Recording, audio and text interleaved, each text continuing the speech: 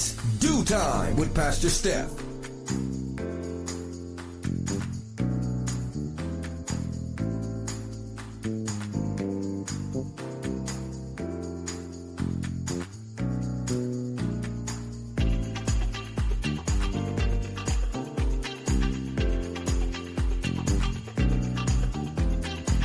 Good morning, good morning, good morning. Rise and shine. You're, you're on with this Due Time with Pastor Steph. How are you this morning? That's what I like to hear. That's what I like to hear. For this is the day the Lord has made. Let us rejoice and be glad in it. So, where were you yesterday? Yesterday was shaking the Monday morning blues, and we got started with our relationship Monday, and we talked a little bit about a different type relationship. These baby gender reveals and these baby showers, and how do we treat our people who have been invited to our event? So, we're having a baby and we invite these people to this gender reveal. And, we started off, how we got to that was we started off talking about a woman who tortured a 4-month-old baby simply because she was upset that she did not have a boy when she had a little girl. And we talked about the fact that, some people are really not happy with, what they end up having as babies. And when they have these gender reveals, there have been some parents who have been quite disappointed. So I'm saying to myself, well, you knew you went into this with some hope that you would have the gender that you wanted. So are you going to spend the rest of your pregnancy unhappy? Is it going to have any bearings on your interaction during the event?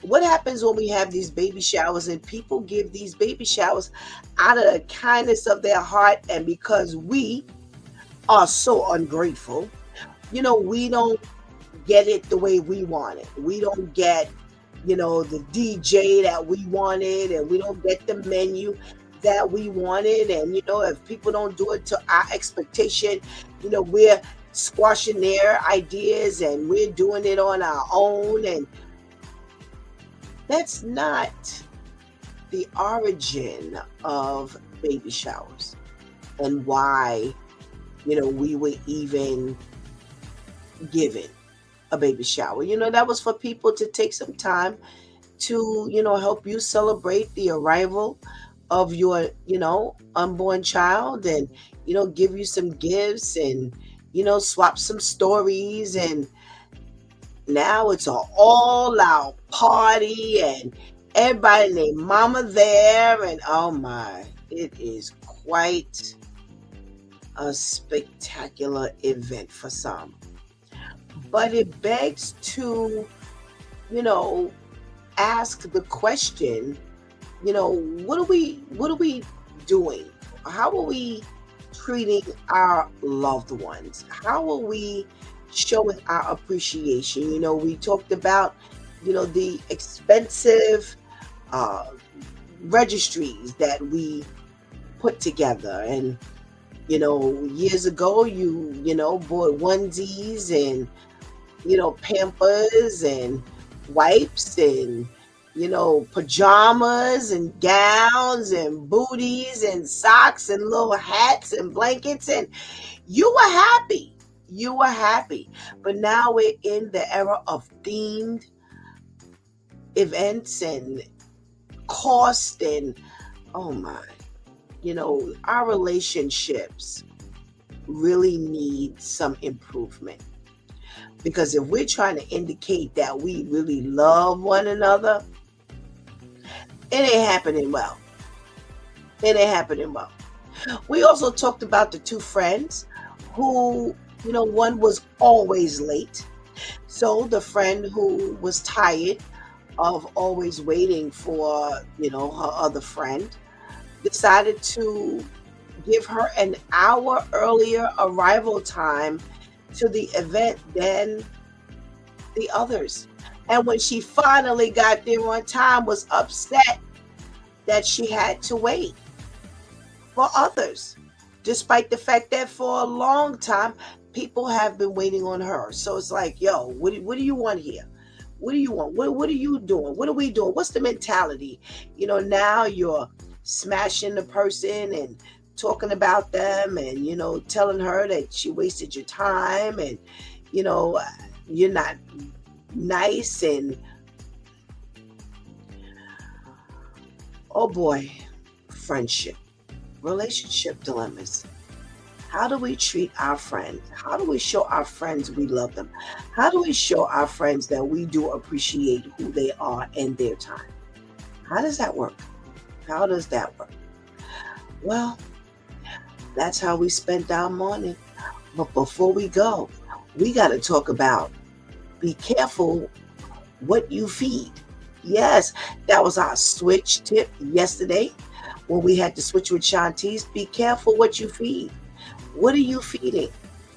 Are you feeding some monster inside of you that you're going to be a Zilla no matter what you have, no matter what you do? Are you going to be that friend who is a friendzilla?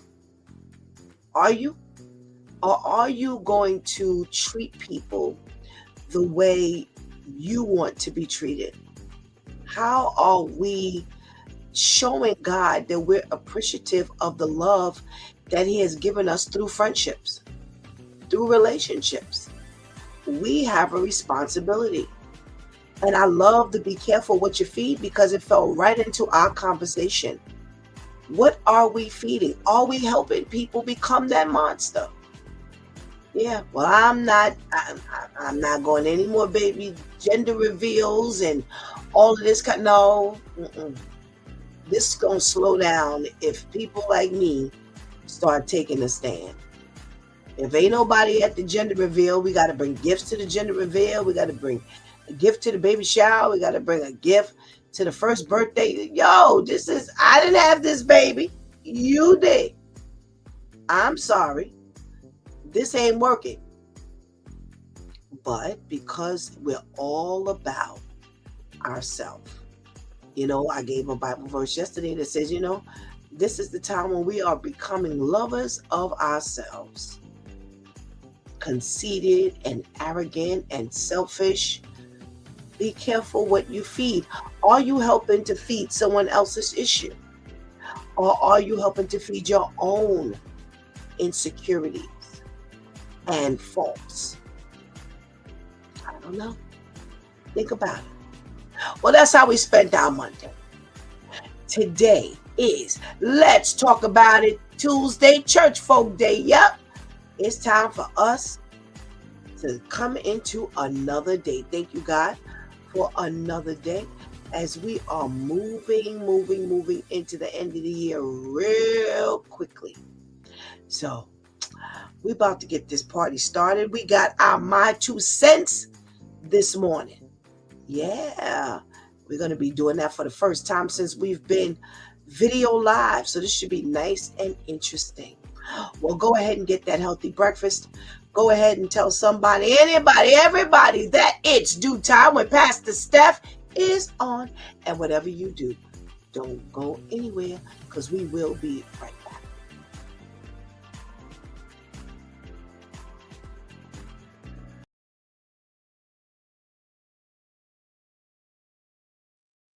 Did you know the first black female millionaire wasn't Madam C.J. Walker? Her name was Mary Ellen Pleasant, and she built an empire in the 1800s. She ran boarding houses in San Francisco, but these weren't just hotels. They were places where rich men spilled secrets, and Mary listened. With that knowledge, she made smart investments in real estate, laundries, and even banks. Soon, she was worth millions. But Mary didn't just make money, she funded the Underground Railroad. She even helped John Brown's rebellion to end slavery. But powerful people didn't like a rich black woman controlling wealth. They called her a voodoo queen to ruin her reputation. Did that stop her? Nope.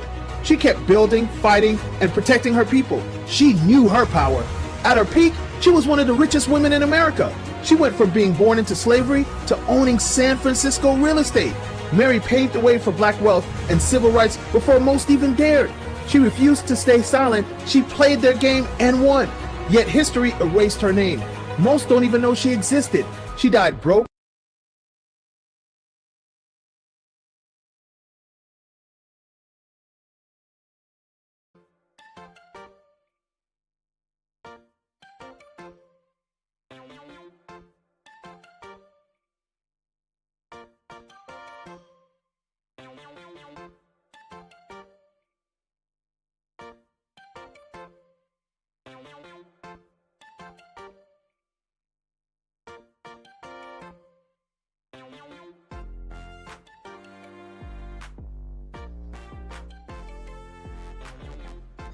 Good morning, and good morning again. Welcome back to It's Due Time with Pastor Steph.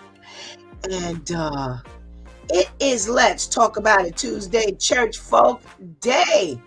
How are you? I'm so glad to be with you today. And let's get our roll call going. The only way I know you're in the house, the only way I can say good morning to you is if you check in. So make sure you check in so I can say a hearty good morning to you. Okay? Well, we're starting off with our boy Terrence. Hey, Terrence. Good morning. Thank you so much for joining us this morning. We got our girl Kenny in the house. Good morning, Kenny. Oh, we got our girl Brenda. Good morning. Good morning. Good morning. Weather shifting, huh?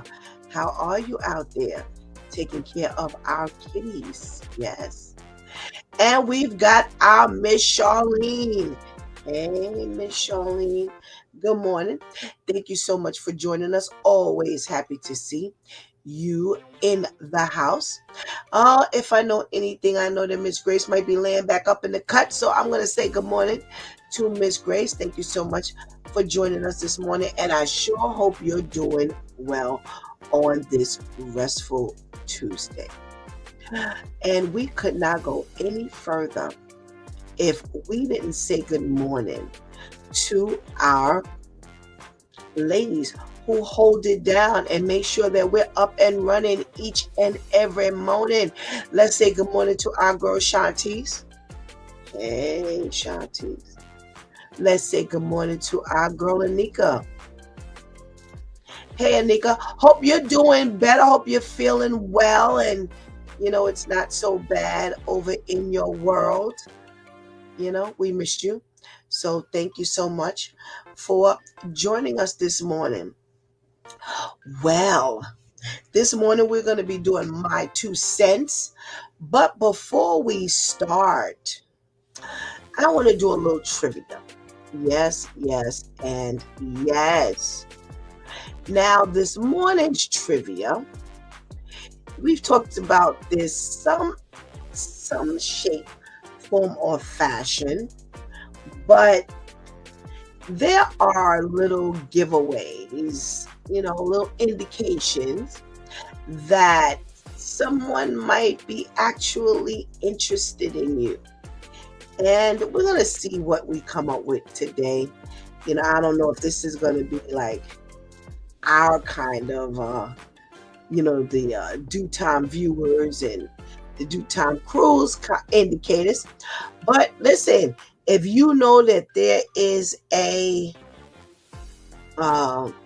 indicator, then put it up in here. Put it up in the chat room. All right. Someone says, my sister's friend told me that I could do laundry at her house. When my washing machine broke, I started a load and I went to go do some other errands. And when I came back, she had already had them in the dryer, folded them up and everything. We're married now. Wow. What a way to indicate that you're interested. Okay. A bunch of people have said laughing at your jokes. But I think a better one is when something happens that's funny, they look at you to see if you're laughing too. Oh, yeah. I've seen that. I've seen that as an indicator. Not making eye contact because you're kind of shy. Yeah, yeah, yeah. I've seen it. You kind of look over, and when they look your way, you hurry up and look back, and then you look over, and you hurry up and look back. Yeah, yeah. That's an old school one. That's an old school one. All right. When they remember tiny random details you mentioned once and bring them up later like it's nothing. Yeah, yeah. That's a slick way of letting a person know that you're interested. Yeah, yeah. That's that one. That works. That definitely works. Let's see. Hmm. I talk about them way too much to everybody. Like, I just get excited and nervous around them. I don't know. It feels like I'm a kid again and forget how to talk to guys in general. Yeah. Yeah. You keep talking about this person. You keep bringing them up. Every way. You had that girlfriend that she just won't stop talking about this guy.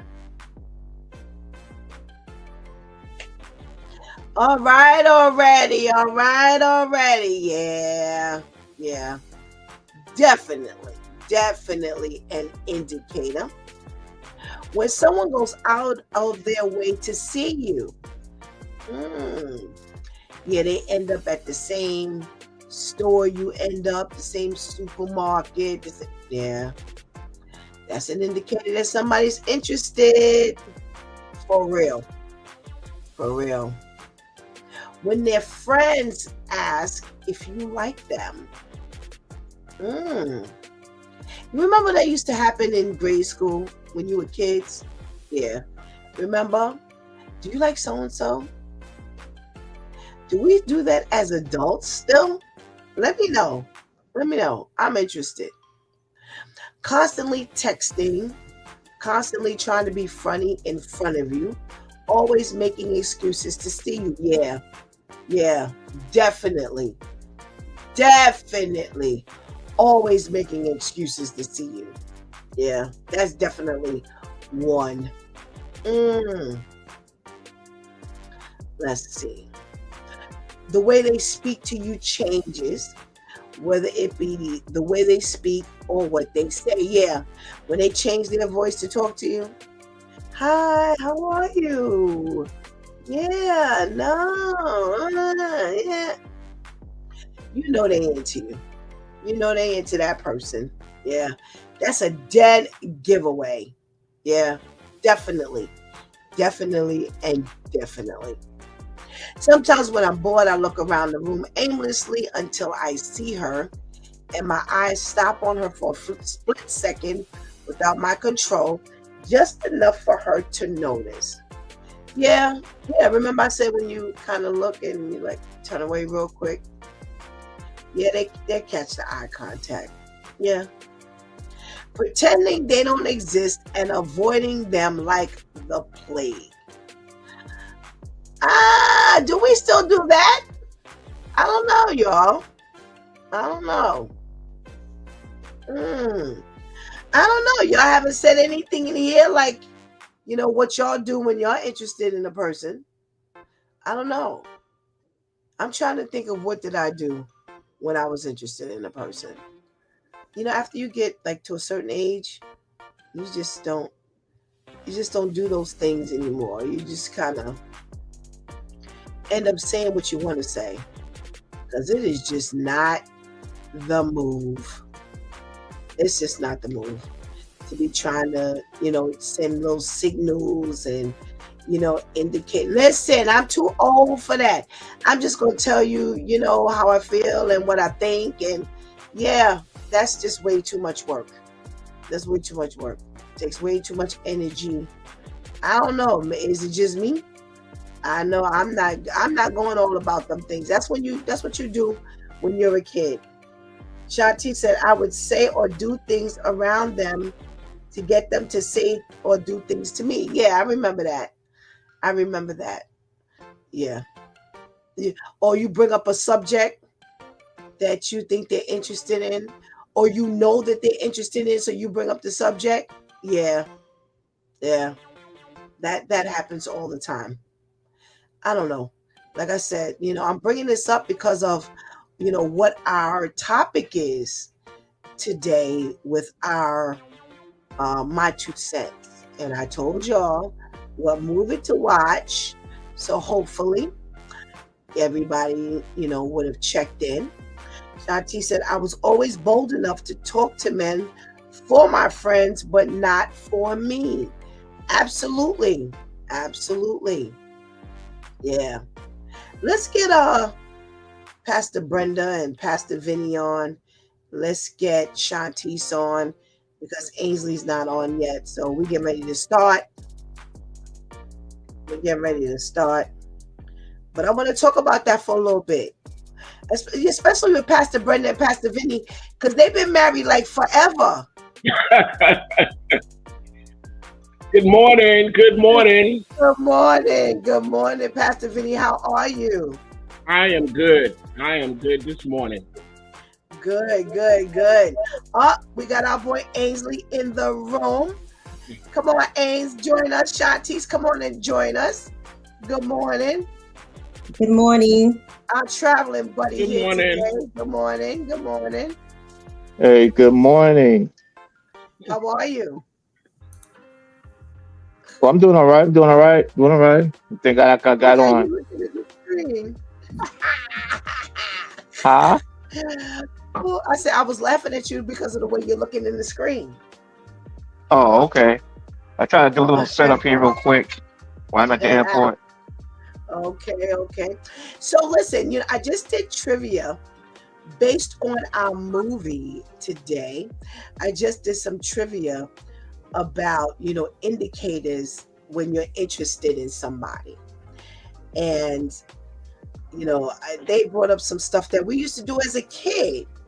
I remember, talking to somebody for someone or asking somebody, well, I don't know if I did, but, they would say, do you like so-and-so? And, all those little things. Pastor Vinny, you old school. Yeah. What did you Hey. Listen, I didn't say you were ancient. I didn't say that. I just said you're old school. So what was some of the things that you did years ago when you wanted, a woman to know, or Pastor Brenda to know that you were interested in her? Well, let me go before Pastor Brenda. How about that? Okay. All right, I can take that. I'll take that. I was really good for carrying a girl's books. Oh, you straight. See, I knew you were old school. That is straight old school. Mm-hmm. But they got the message. Okay. And they either let me carry their books, or they said, "Hey, get out of here." How many told you to get out of here? Too many. Oh, okay. The saying, the good ones are always taken. Okay. But I was all right. All right. Listen, you got the one that was the blessing to you. Yes. So that it worked. All right. Listen, how did you let Pastor Brenda know you were interested in her?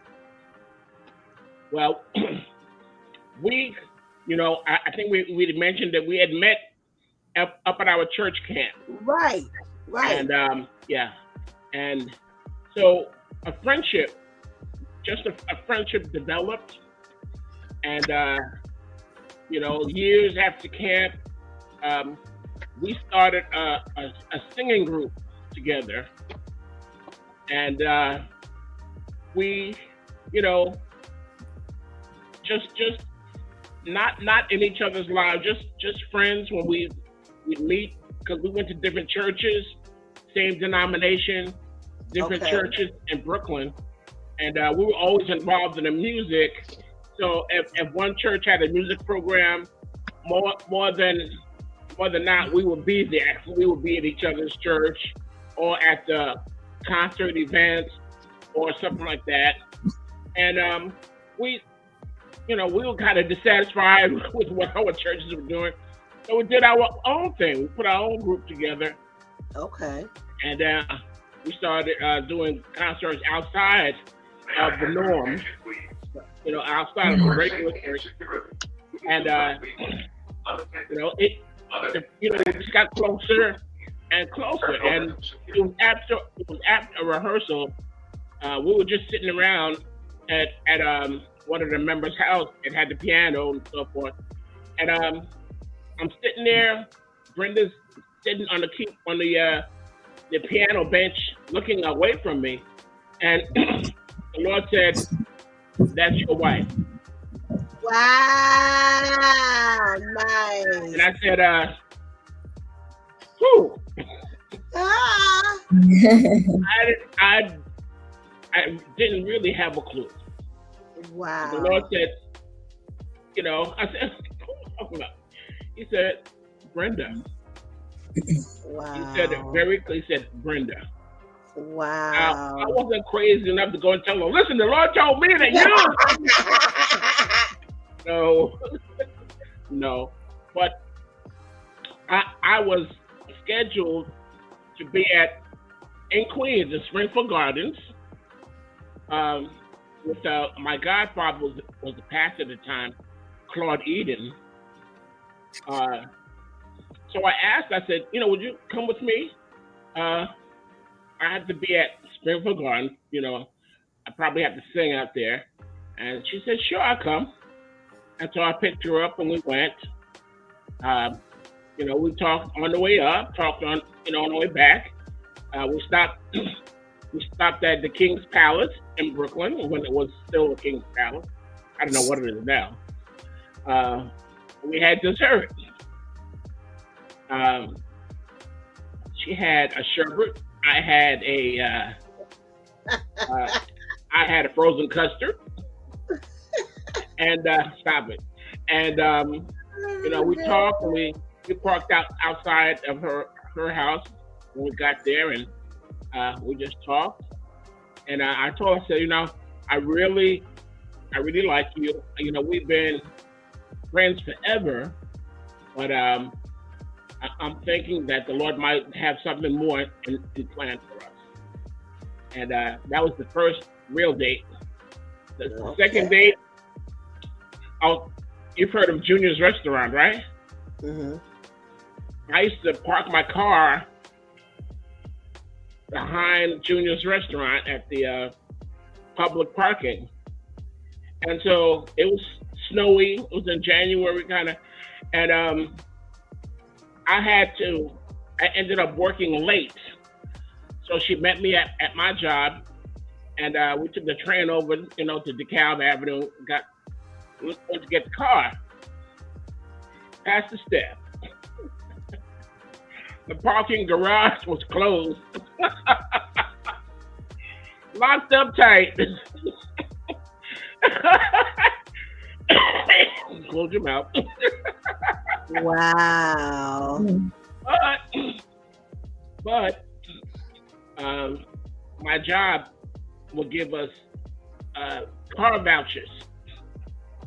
So I called up the car service. They sent us a limousine. So we dropped her home first, and then they dropped me home. And soon I got to work early next day, and I went and got my car, and we went on our second date. And wow. It's everything else is history. Wow. She was really patient. She didn't go crazy. So that's kind of how I knew this was the one. All right. I like that story. Nice segue into our Ruth and Boaz movie review. So thank you for sharing that, Pastor Vinny. Thank you so much for sharing that. Ainsley, good morning again. So we've heard Pastor Vinny's love story and how he got to be married to Pastor Brenda for almost 40 years now. 39. Wow. Yeah. 39 and a half, I guess. Yeah. Amazing. And we know the story of Ruth and Naomi and subsequently the Boaz, inclusion. But let's talk about how they started the movie. The introduction of who Ruth was and the Naomi dynamic. Let's start there. Okay, I'm trying to think. How did it start? The entertainment, the singing group. Right, and backstage and stuff like that. Um, watching it, I was wondering how they going to, how off script to the Bible were they going to get the dynamics between the relationship, how they're going to do it between, of course, between Naomi, her husband, her kids. I thought it was going to be her husband passed, and the Bible, I believe the husband passed and then the kids passed. But in this situation, it was the husband and her son passed at the same time. So it was, to me, it was always say, okay, how much you going to deviate from, how much is you going to fictionalize? Right. And stuff like that. But despite the differences, how the Bible portrays it, I did like I don't want to go too far, but I did like it. It does, for fiction, it did a decent job to kind of place the story in a modern day kind of situation.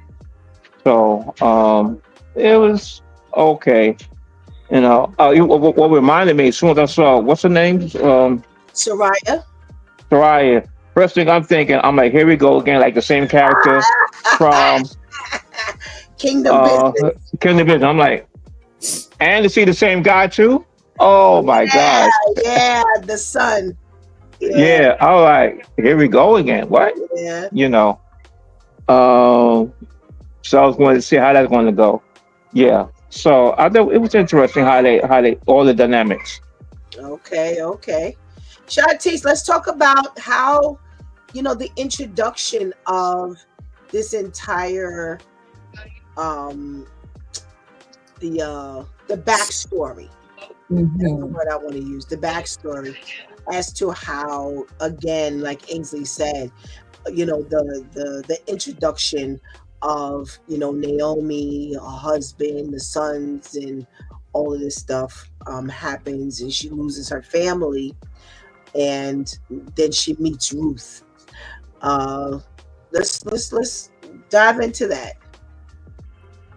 Well, again, that intro kind of threw me with the whole kind of like wannabe rock star type thing, and Ruth dating the son, and the mother with the whole mentality and attitude of she's not good enough for my son.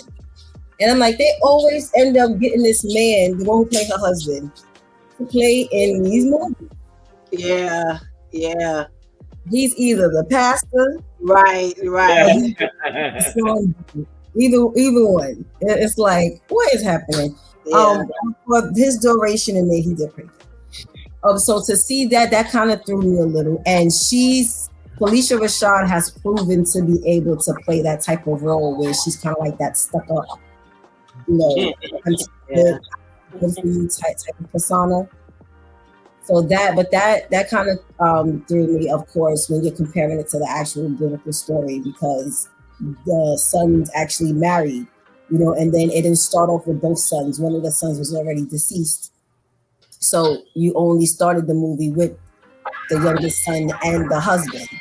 Mm-hmm. And then for her to lose the son and the husband at the same time, I like that dynamic because it helps not make the movie all long and drawn out, because Tyler Perry is infamous for dragging things like, bro, can we get to the next part of the plot?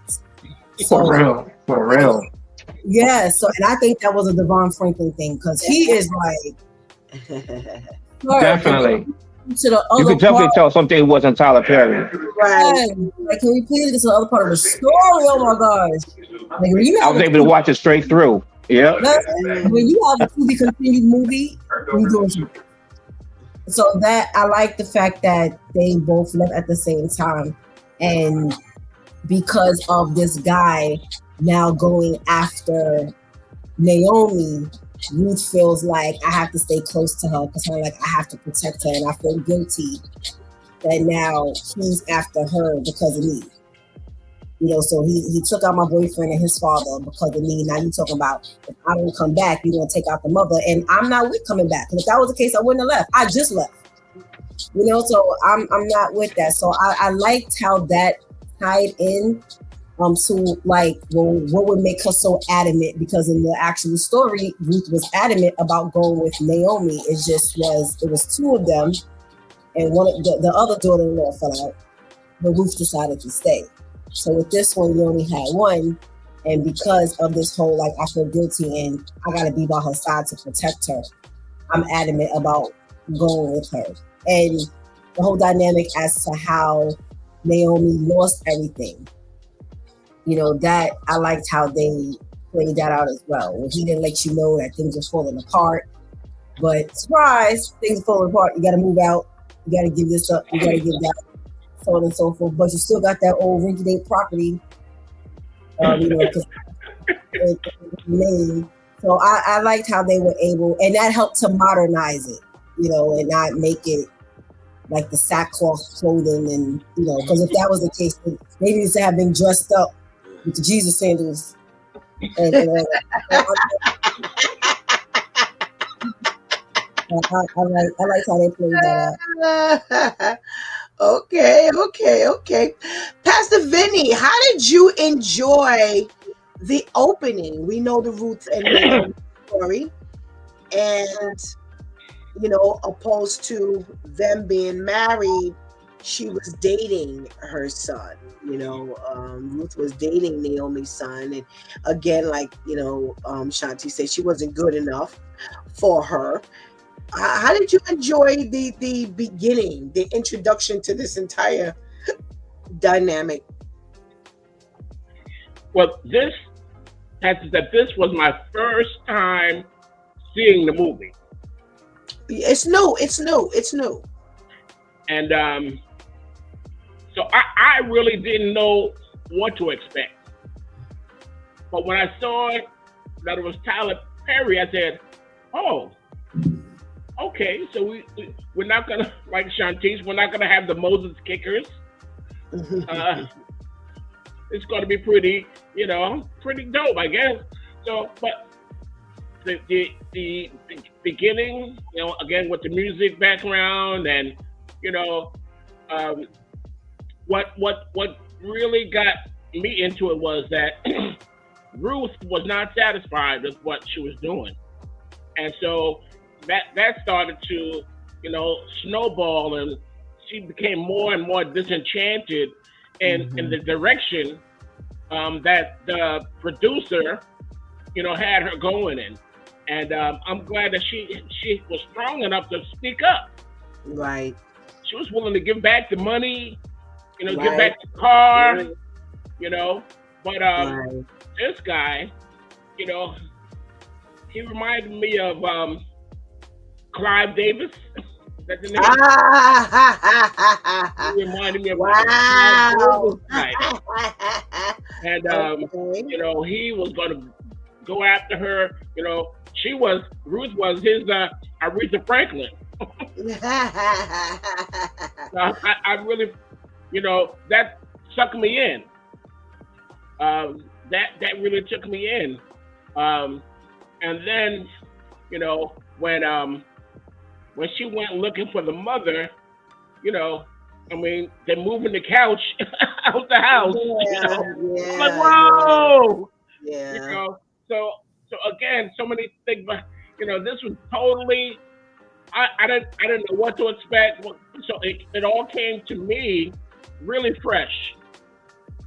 Okay. It came Okay. to me really fresh, and then she didn't just see the couch going out. So oh well, no, she went and found her. Right. Right. Found her. Got on the bus. I don't know how she knew what bus she was on, but she got Well, on it probably the was bus. the only one going to Tennessee. Right. Yeah, okay, but I didn't know that. I didn't make a connection that she knew that they were from Tennessee. Maybe that's his friend. Okay. Okay. Yeah. So when she sat down and she was like, "Where you going, girl? Yeah. Where you going?" I mean, she was like, really, listen, my son is gone, and I'm moving on. Right. Right. But Right. it was really. I mean, I really enjoyed it. I really, really enjoyed. I'm gonna see it. I'm gonna go watch it again. It was really Okay. good. Okay. Okay. I'm a hopeless romantic. Okay. Okay. Okay. Nice. So Okay. I enjoy that. Okay. Well, I actually liked the modernization of Yes. this story. It was a real concern of mine, to be honest with you, because I was like, okay, you got Tyler Perry, you got Devon Franklin. How are they now going to, make this story, bring it up to date? Because there's a lot of the spin was nice. I actually like the difference of it. It was almost like they went in the opposite direction, because in the biblical story, Naomi was warm to Mm-hmm. Ruth and Orpah. They were warm to the girls, because again they were married to these two women were married to her sons, but because of this this lifestyle of singing and the type of dancing, he invited the mother. He knew what kind of mother he Mm-hmm. had, and he invites her to watch the girl, perform, hoping that mom would like her, despite.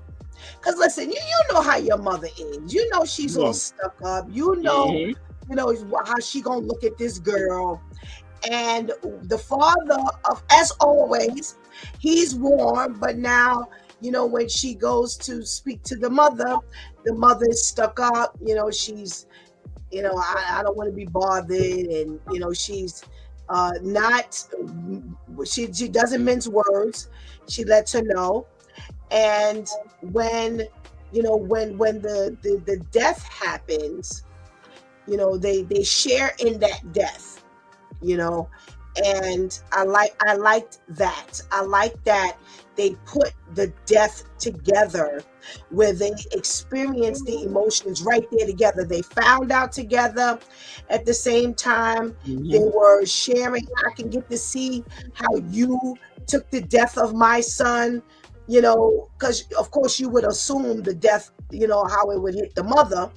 Mm-hmm. But now she gets the chance to see how, Ruth handles that sudden death notice of her son.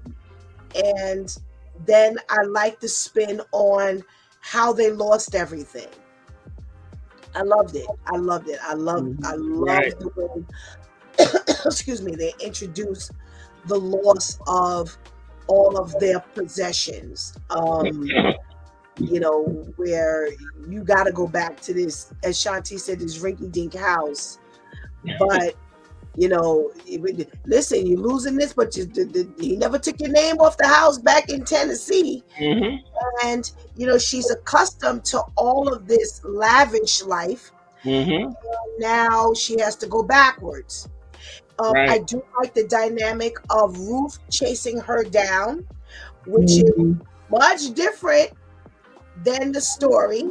So Mm-hmm. I really liked the direction that they went in. I like that they didn't follow the storyline to the exact T, and it allowed it to be entertaining Yes. and drew you in, because this is the kind of stuff we like to see. Let's call it what it is. Mhm. We like to Mhm. see scandal. You should have heard me yelling.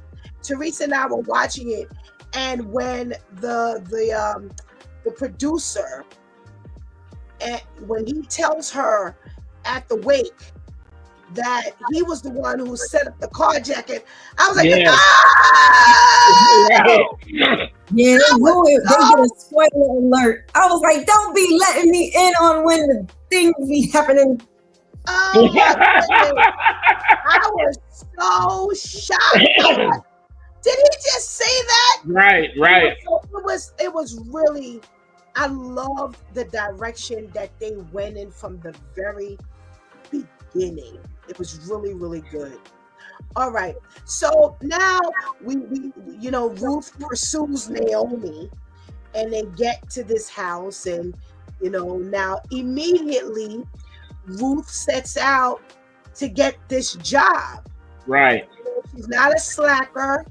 I like you said, Pastor Vinny, I like the fact that they showed that she was becoming disenchanted with the world, if you will. And, she sets out to get this job. And, Ainsley, I'll come to you. How do we now tie this connection to the movie? We got Pastor KL in the house, so let's bring him in. He didn't see the movie, but we can talk without him being in the background. Good morning. Yeah, what up, my brother? How y'all doing? Good morning. Hey, So, all right, Brother Ainsley, so we're talking about now this movement into, she's going out to find a job on her own versus the storyline, the biblical storyline. yeah. Well, I kind of like on the storyline how they brought up like the sort of like the harvesting work. I was like, how they going to bring that in? So it flowed pretty nicely with the harvesting. She going out and Boaz, having that's his business. So this business, and so I do like that. Um, and I like the fact that from the jump, soon as they got to Tennessee, uh, she did what she had to do, trying to put the plastic on the window, and she tried to do what she can that first night. And the next morning, right away, she was dressed and said, "Listen, I got to find a job." And so she was not a slacker. I like that sense of independence. And I guess going from the storyline for her background, she had to be like that. Try to do something on her own. And so it's just fortunate that she's going for a job, and she happened to see the people about to go on the back of a truck to do this harvesting. And even though she wasn't dressed quite for that, she did it anyway. Right. You know what I'm saying? So I like the fact she's ready to get down and get to work. Definitely not a sense of independence and whatnot. And of course, doing all that, she caught the eye of Boaz. And their connection started. I don't want to go too far, but one thing I got to say though, one thing I did like was the pacing of how their relationship became. To me, it wasn't too fast, it wasn't too slow. It definitely wasn't how Tyler Perry normally do stuff. Because normally around that time, I probably would have fallen asleep watching. Yeah, because Tyler Perry, I like Tyler Perry, but he has his MO, how he works and stuff. So I think the pacing of it was pretty good. Of how they developed. You could tell she was really guarded. you know, when he give, I'm going too far. When he talks about when he gives her the car and made her a Yes, permanent. yes, yes, yes, yes, I'm yes, going too far. All right, yes, my sir. bad, Yes, my sir. bad. Yes, we ain't got there yet. We All ain't got right, all right, all right, all right, all right, all right. all right. My bad, my bad. We following the story. All righty. Um, I'll ask. I'll ask you, Pastor KL. Um, Kenny says, I like the movie. Everything was right to the point. Yeah, it wasn't drawn out. It wasn't drawn out like it normally would be. Like everyone is, acknowledging a regular Tyler Perry movie. That would have been an hour of courting. To be continued. Yeah, alone. It would have been a mini series, in and of itself. Um, I'll ask you, Pastor KL, about the Ruth and Naomi story of her, Naomi kind of encouraging Ruth to go out and get work, go out and get, get involved and getting whatever your job is and going and seeking out employment. Um, to, I guess, Ruth is too old to work in the story, in the biblical story.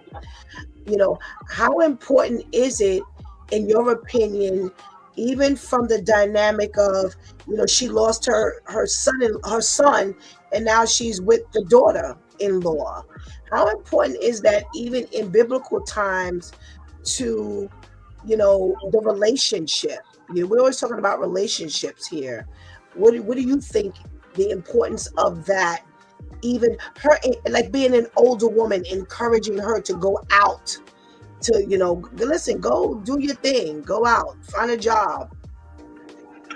I think excuse me, I think that's very, very important. I mean, you have to find yourself. And I think she was encouraging her to find herself, find her niche in life.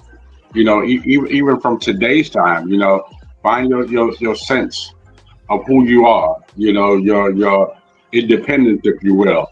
You know, I'm not going to always be here, and that's what I think parents do to their children. I'm not going to always be here. You're not going to always have me to lean on. You have to find what works for you and go out and do that.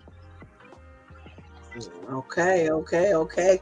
We got a check in from Akusa. Good morning. Thank you so much for joining us. All right. Pastor Vinny, now that, she goes out on her own, like Pastor KL said, instead of getting that nurturing, Naomi is still in her feelings of her loss, of her going backwards, trying to get acclimated to being in this home again, much different than 20 years ago when they left. But but Ruth goes out on her own to find work. Mm-hmm. Yeah, when they get back to Tennessee, they get back to the family home, but now the family home is 20 years in disrepair. Mm-hmm. She's been away from there for about 20 years, and so now, how do you pick up from there?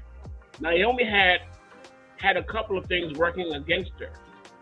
Yes, she was an intelligent woman. She was a mother, but now she is a widow, and her resources are limited.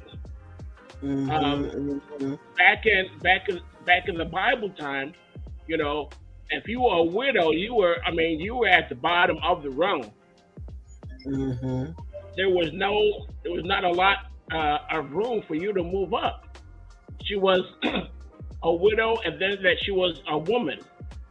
Right. And so the women, I didn't get a chance to go back and read the story, the gospel story, but again, you didn't get a whole lot of opportunity as a woman, and it was up to the man. It was his role to provide for that woman, to provide for his mother, but even the sons are gone, and so that really throws Naomi in a different situation. But Ruth, young, ambitious, and she is again seeking to find her place, but she is still holding on close to Naomi, and I think that's the blessing of the story. Naomi is moving on, reluctantly. You see her on her hands and knees, something that she has not been accustomed to doing for a long time, but she's going to make this thing work. She's going to make this thing work. And, as everybody said, Ruth is no slacker. She is no slacker. She has already, I believe, accepted Naomi as her mother. And she is moving forward to make sure that Naomi is safe. Not just cared for, but she is safe. Even in the back of her mind, that this Clive Davis guy, he is out there somewhere. Right. All right. Shantice, when let's talk about, in the Bible, in the biblical accounts, she goes back and the women, they're looking at her a certain way now that she's come back, without her husband, as Pastor Vinny said, now you're, kind of, you went from rags to riches to rags now. And now she has to go back and the pastor comes to the door. Yes. And she hides. What's that about? A lot of shame, a lot of pride. Because like she told Ruth, a lot of people in that town didn't get the opportunities that Eli got. Where he is successful enough to move to a big town like Atlanta, and all of the money and the houses and the cars and the clothes and all these tangible things. That small town don't know anything about living like that. So now you venture off and you live like that for some time. It's not like they were only gone for a year or two and then came back. They built a whole life out there like that. And then to now have to come back, and you came back completely empty-handed. Now it's like, I'm not about to come back and make it seem like I need y'all now. We came up. Why do I now come back and tell y'all I need anything? I need tithes and offering. I need prayers. I need anything. Like, I'm not trying to tell you I need nothing, because me and my husband came up. So like you said, when the pastor came to the door and she hiding, it's like, you could tell he was so sincere and genuine. Like, I heard you back in town. I know how, I'm sure you feeling bad. I'm not here to make you feel worse. I'm here to let you know that you have support. But because her pride and her shame was just like, I'm just upset that I'm here in the first place. It prevented her from being able to welcome, that. And if it wasn't for Ruth, no one would have saw her. It was because Ruth put herself out there for work and stated where she was staying, that everyone came, to now help. And now you're looking at this whole barrage of people coming to assist you. They're not coming up off of this. Anybody asked to move in with you? They're willing to come and help you feel comfortable in your home. It's not benefiting anyone but you and Ruth. So that was, really like God showing, like, put the shame away. Listen, it happens. It's life. Thank God you had somewhere else to go. You didn't just come back to Tennessee with your suitcases and now you're knocking on the church door asking if you can stay there. Because there's people who've had to live in the church. They're not the house church, the church. So be grateful that you had somewhere to go. And as much as you wanted to go there by yourself, you wouldn't have made it there by yourself. So think about that dynamic. Well, Pastor Cal, I want to go to this encouraging of Naomi to meet this Boaz. Go out and this is what you do. Lay at the foot and throw the blanket over his feet and all of this kind of stuff. Why? What do you think that's about?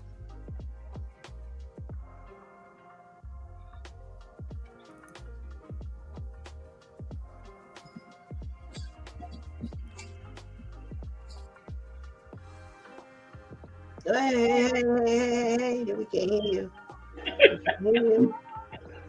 You can't hear me? Now we can. Oh, okay. I was saying a lot of stuff too, man. Brilliant stuff. Yeah, I don't think you deserve it now. Let me say something else.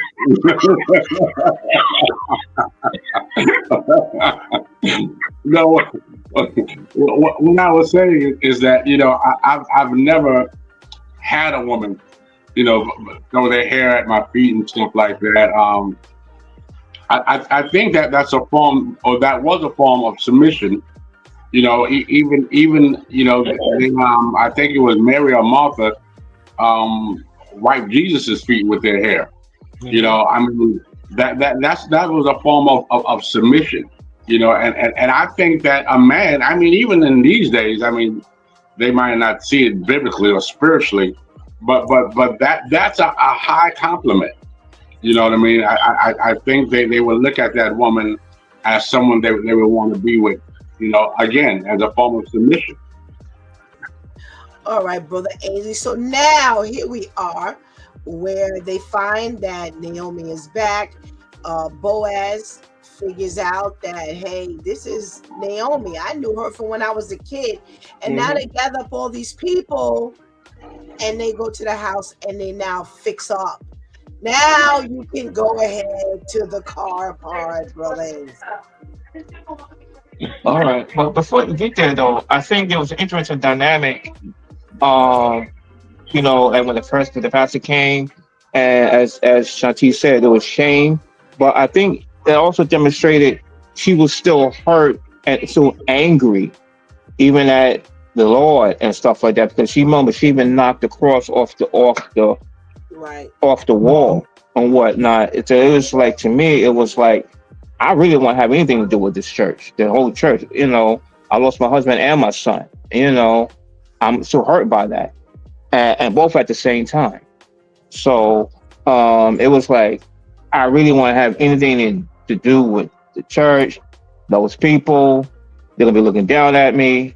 I don't have anything to do with it. But it's interesting to know that there was already a relationship that Naomi had with Boaz's father, and of course then with his son.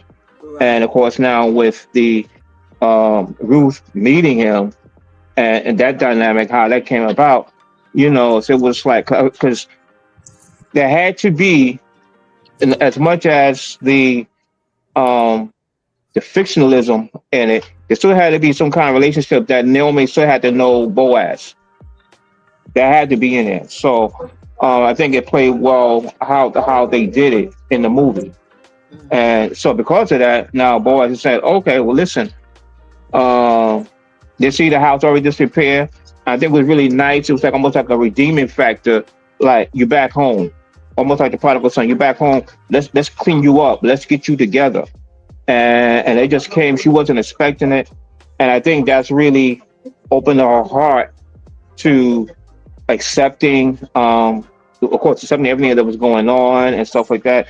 Accepting more of Ruth and Boaz, because I was thinking the same thing as you mentioned, because in the Bible, basically, to me, I looked at it like Naomi was trying to tell Ruth, this is how you get a man.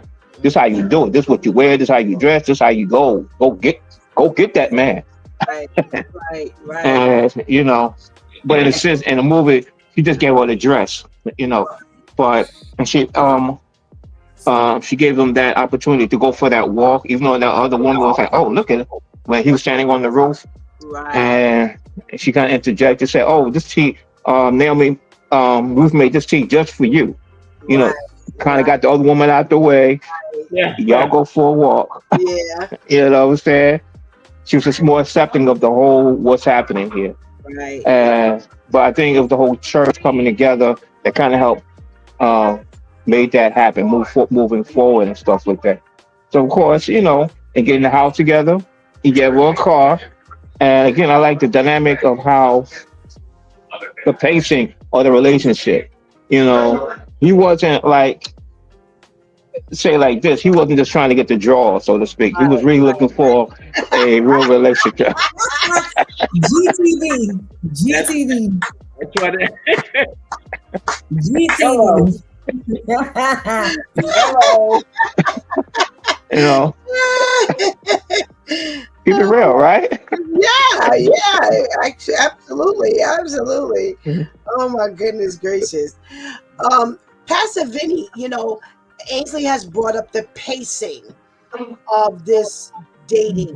So now there's this introduction. He hears her sing in the karaoke bar, and now there's this introduction to Babyface. Why do you think him taking her to Babyface to hone her craft, to give her that confidence? We're talking about the pacing here, not showing off, right. but to introduce her, to build her. Why is that so important in this pacing process? It's critical. It's critical that the producer, he took his time to develop not even a relationship at that time, but a friendship. Right. It's like me and Brent. We were friends for like 10 years, and a kiss on the cheek when we met, a hug when we met, but nothing more than that. Like Ainsley said, he wasn't just trying to get into her pants. He was trying to restore her. She came and she was like, kind of disoriented, trying to find herself. Even singing at the karaoke bar, she was reluctant. She didn't want to do it, but something inside of her said, well, yeah, you can do it. You can do it. So go do it. She did that, and I think that broke a lot of barriers in her own mind and her own spirit, and the reception she received from Bo and the other people in the bar. They don't know you, but what the word says, your gifts will make room for you. Mm-hmm. Her gift cleared out the whole bar. Mm-hmm. As far as appreciation for her, and it really started to give her the confidence that she needed to move on. All right. Yes. Shantice, we're moving talking about the pacing of this relationship. This is not something we see in the story, the biblical story. In the real world. We see the pacing of now they're stomping grapes together. How important is that? Why is that important at all? Well, I just want to say, you hook me up with Babyface, I am all yours. Okay? So, our husband out there, whoever you are, set that session up, and we can get married later on that day. Okay. And, them working together says a whole lot too, because that's something that no one pays attention to now. No one pays attention to. Do you have work ethic? Can you get a job? Can you read the application? Do you know how to write on the line? Can you spell? Do you know the difference between your theirs and your weathers? No one asks those kind of questions anymore. So when I ask them now, I sound extra. I'm dragging it. I'm doing too much, but spell too much. Right, that part.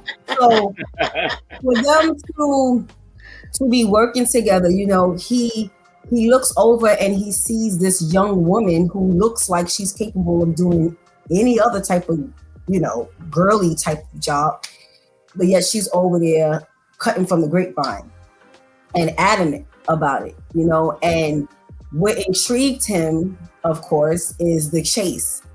He's used to remember the conversation he was having with his friend in the karaoke bar, and he was like, did you go on a date? And he was like, yeah, nah, I canceled it because it was probably because she was thirsty, most likely. He's used to that. He's used to women looking at him and flocking to him. And, she wasn't disrespectful. Ruth wasn't disrespectful, but she didn't cave in immediately. It was, hi, how you doing? I barely want to talk because I'm working.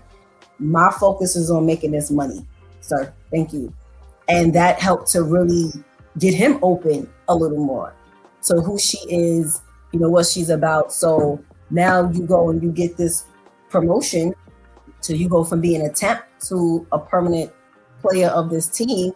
And it's kind of surprising to her, mainly because she just started.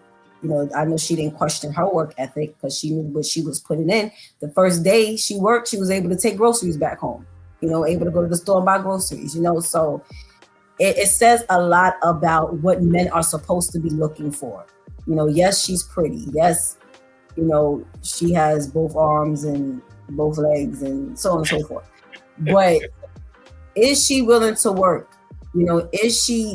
Can she form sentences? Can she, is she only talking to me because I'm just one of the guys right now she's going to be batting her eyes at today? I feel special because I got to really try at this thing. If I'm interested, I got to really try at this. So it says a whole lot for, and I remember I was watching something and Devon Franklin was saying that was one of the parts of the biblical story that really caught him, was the fact that she caught Boaz's attention because she was already out working. You were already out pretty much doing you. And a lot of women don't understand that. You want a man to come take care of you, but you got to see that you're willing to take, a real man wants to see that you're willing to take care of yourself first. Because God forbid something happen, if I ever need you to jump in and start working or take care of me because I went down. Now you don't know how to do nothing because all you used to doing is batting your eyes at every man that comes past you because you looking for a come up. Like, no. So it just really highlighted, especially since they modernized the movie, it really highlighted like this is what a young man, because these weren't old people, this is what a young man is supposed to be paying attention to. When you saw her, what was she doing? Where was she? And what was her attitude? Right. What was her attitude? Was she at work but chilling in the break room the whole shift? Paying attention to those things. So I liked how that was highlighted. Okay. So there was a part of the story, because we can wrap this up in another 5 minutes. But I want to talk about the part of the story that was not included, that I always thought was an interesting dynamic, with this whole, I got to find my Boaz. And yet there's a big chunk of the story that people don't talk about. Mm.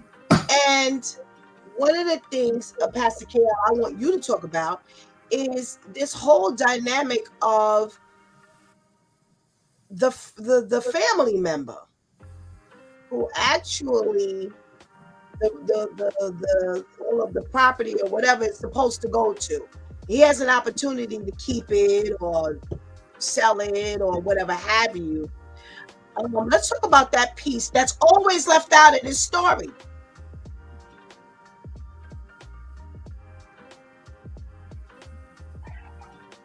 I'm sorry, I heard you say family member, but my phone acting crazy. What did you say? There's a part of the story that's always left out of this Ruth and Boaz story. And it's about the fact that there's a family member who's actually involved. You know, the way the story is always told is the way that the movie was depicted. There's this rich man, you know, he's got money. Naomi sends Ruth out, and he notices Ruth working, and he, you know, says, "Oh, this is the woman I want." But there's another piece of the story that's never told, never talked about, and there's some negotiation between the person who has the land. The land belongs to technically, and Boaz. So let's talk about that piece right there that was not included in the movie and is never included in the conversation. And what happened to Pastor KL? We lost Pastor Actually, KL. doesn't work that up in the sentence. We lost Pastor KL the way we lose him. I think we lost him, so he should be coming back on. All right, so we're gonna. I find it very interesting that when people talk about this story, if you don't read the story for yourself, you would never know this is a part of the story. And sure enough, in the movie, this was not included. I found that very interesting because I purposely was eyeing this movie for this little piece that's never included in this story. Where women are always saying, I need to go find my Boaz. I'm looking for my Boaz. There's a little piece in there. Yeah, and that I did notice that difference, Pastor Steph. In the biblical story, Boaz needed Ruth and Naomi just as much as they needed him, because technically that property, he wasn't supposed to. Shantice. Yes. You waiting for Pastor KL to explain that? Yeah, we gonna give him 2 minutes. Okay. To 30 seconds to get on. Because ironically, this is when he disappears. And the on his part, that's when he goes. Yes, on this particular part. So, but yeah, when I finally went, all these years I've heard of this story, you know, this Naomi, this Ruth, this Boaz. And then when I finally really read the story for myself, I was like, nobody ever talks about this piece right here.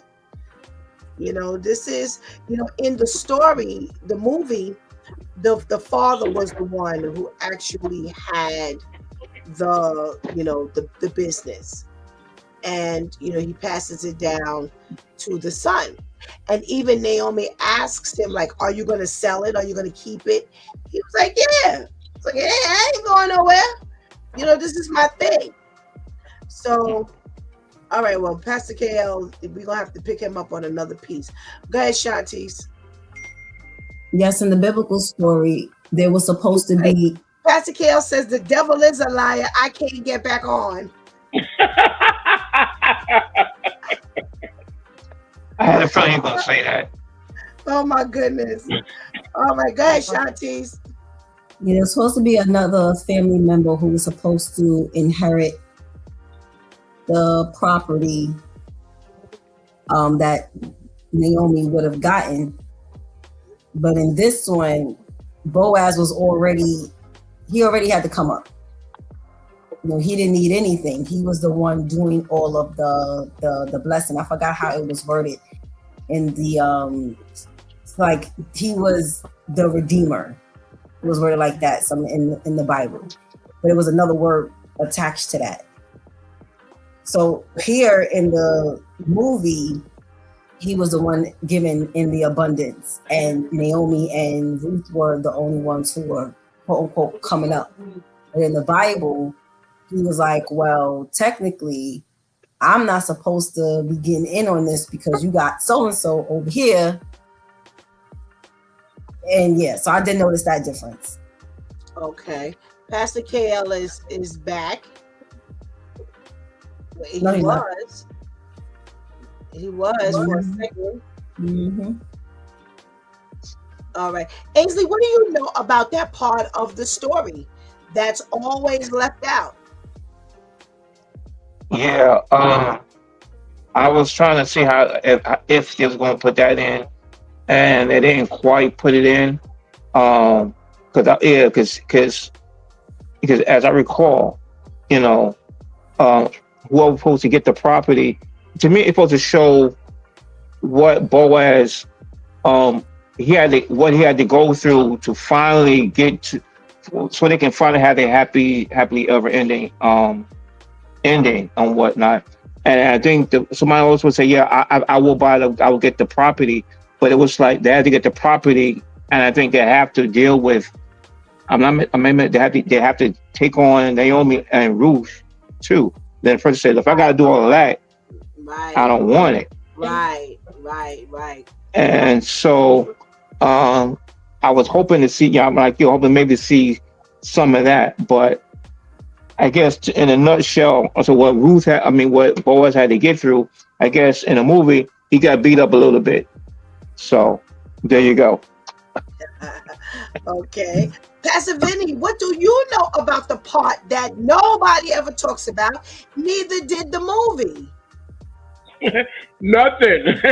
No, I wasn't familiar. It's been a long time. Unfortunately, the story of Ruth and Boaz is not something that you hear in ordinary preaching or anything like that.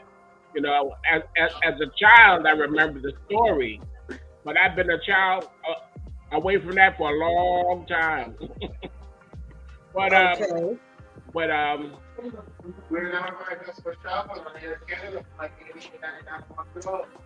Well, like Ainsley said, it was the property and stuff mhm. belonged to family, and it would have gone from it was supposed to stay in the family, and the next person in line was someone else. And Oh, like okay, Brother Ainsley said, in order for now he already had. It wasn't like he was poor. right. Mhm. If he were to take on, let's say, the property or whatever was being passed down, Naomi and Ruth had to be a part of that. Part of the It kind of package. goes back to what Pastor KL was talking about earlier about widow and blah blah blah blah blah. It was all a package. It was a package deal. Hmm. And now the guy was like, well, wait a minute. I got my own interpreting. I got my own already. I don't want to have to go through all of that. I don't want to. I don't need to inherit nothing else. Hmm. So if that's the case, then I'll give it up. And that's how Boaz was able to acquire what he had. It wasn't where it's always talked about, this I want my Boaz, I'm looking for my Boaz. Like this was a rich man when, wealthy and all of this. Um Pastor KL says it was like the prodigal son, it didn't belong to them. Right. So now it was a contingency deal, right? He had to take everything. He was like, Mhm. I already got my own stuff. I'm not gonna take something that I don't need. And then you talking about two women? No, that we good. We Right. good. So that's why I say it went back to kind of like what Pastor Cal was talking about. Well, this was all that's the way it was just in biblical times. The responsibility Right. of the man and women, and they needed to be taken care of, and so forth and so on. So now, when women talk about I'm gonna find my Boaz, people need to read the Bible. Yes. Here's what I did. I watched the movie first, and then I went back and I reread the story. Oh, I did the opposite. No, and I thought about doing it the opposite way like you did, but I I said, did like Shantice did too. yeah, no, Roughly, I just right. Oh, okay. No, I purposely did it backwards because my thing was, I know what's always presented. Let me see what the movie presents. And then I'm going to go and I'm going to see what the actual true story, the original story, says in its entirety, and see what was either added or omitted. So that's, again, sure enough, just like everybody talks about, I got to find my Boaz. And I'm saying to myself, what Boaz? He ain't have nothing.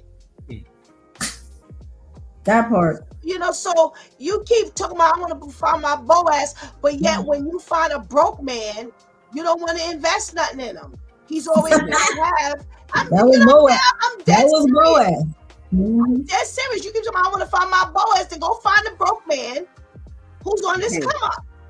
Stick with him, work with him, and then whatever his come up gonna be, his come up gonna be. And then if you look up where he got his come up from, this kind of come up, then you gonna be all right. But women don't want that, and I want to talk about that for a minute. I'm gonna start with you, Pastor Vinny, on that. Women don't want to start on the ground level anymore. Back in the day, you didn't mind. See, devil, I still have a voice. Yes. Yes, you gonna pursue this thing. That's right, my brother. We don't give out like that. That's right. We're not gonna throw in the towel because we can't be seen. But let's talk about that, Pastor Vinny, about women who just don't want to start.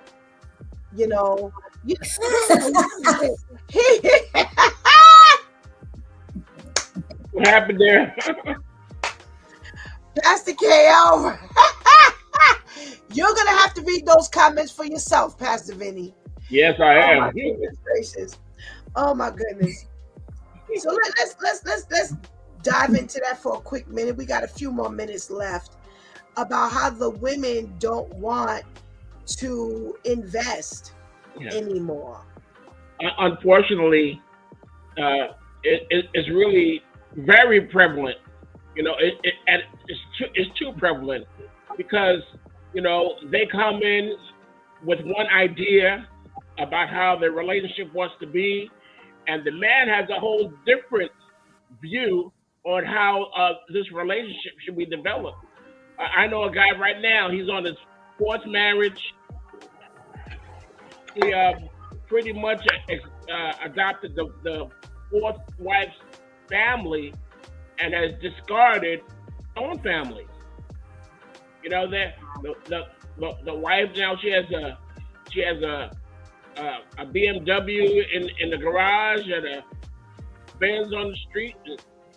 Her daughters have cars, but his daughters are left with nothing. It's just wow. It's this idea that it's out of proportion. I mean, it is way out of proportion.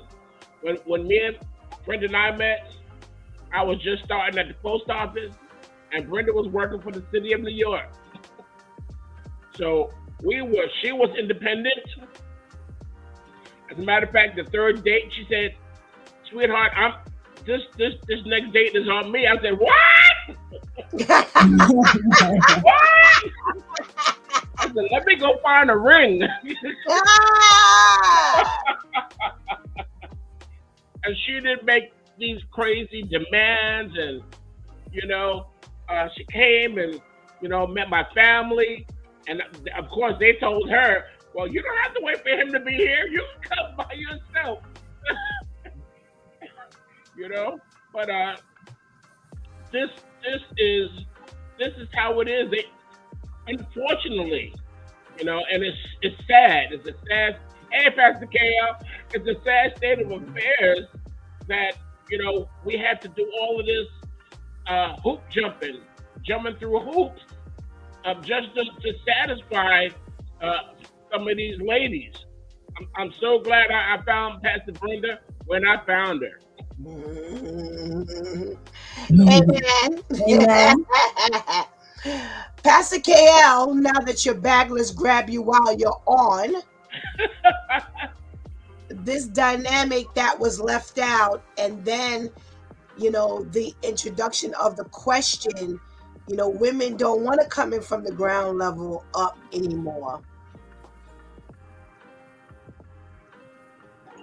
Yeah, and that's sad. I mean, because and you know, that stuff we talk all the time.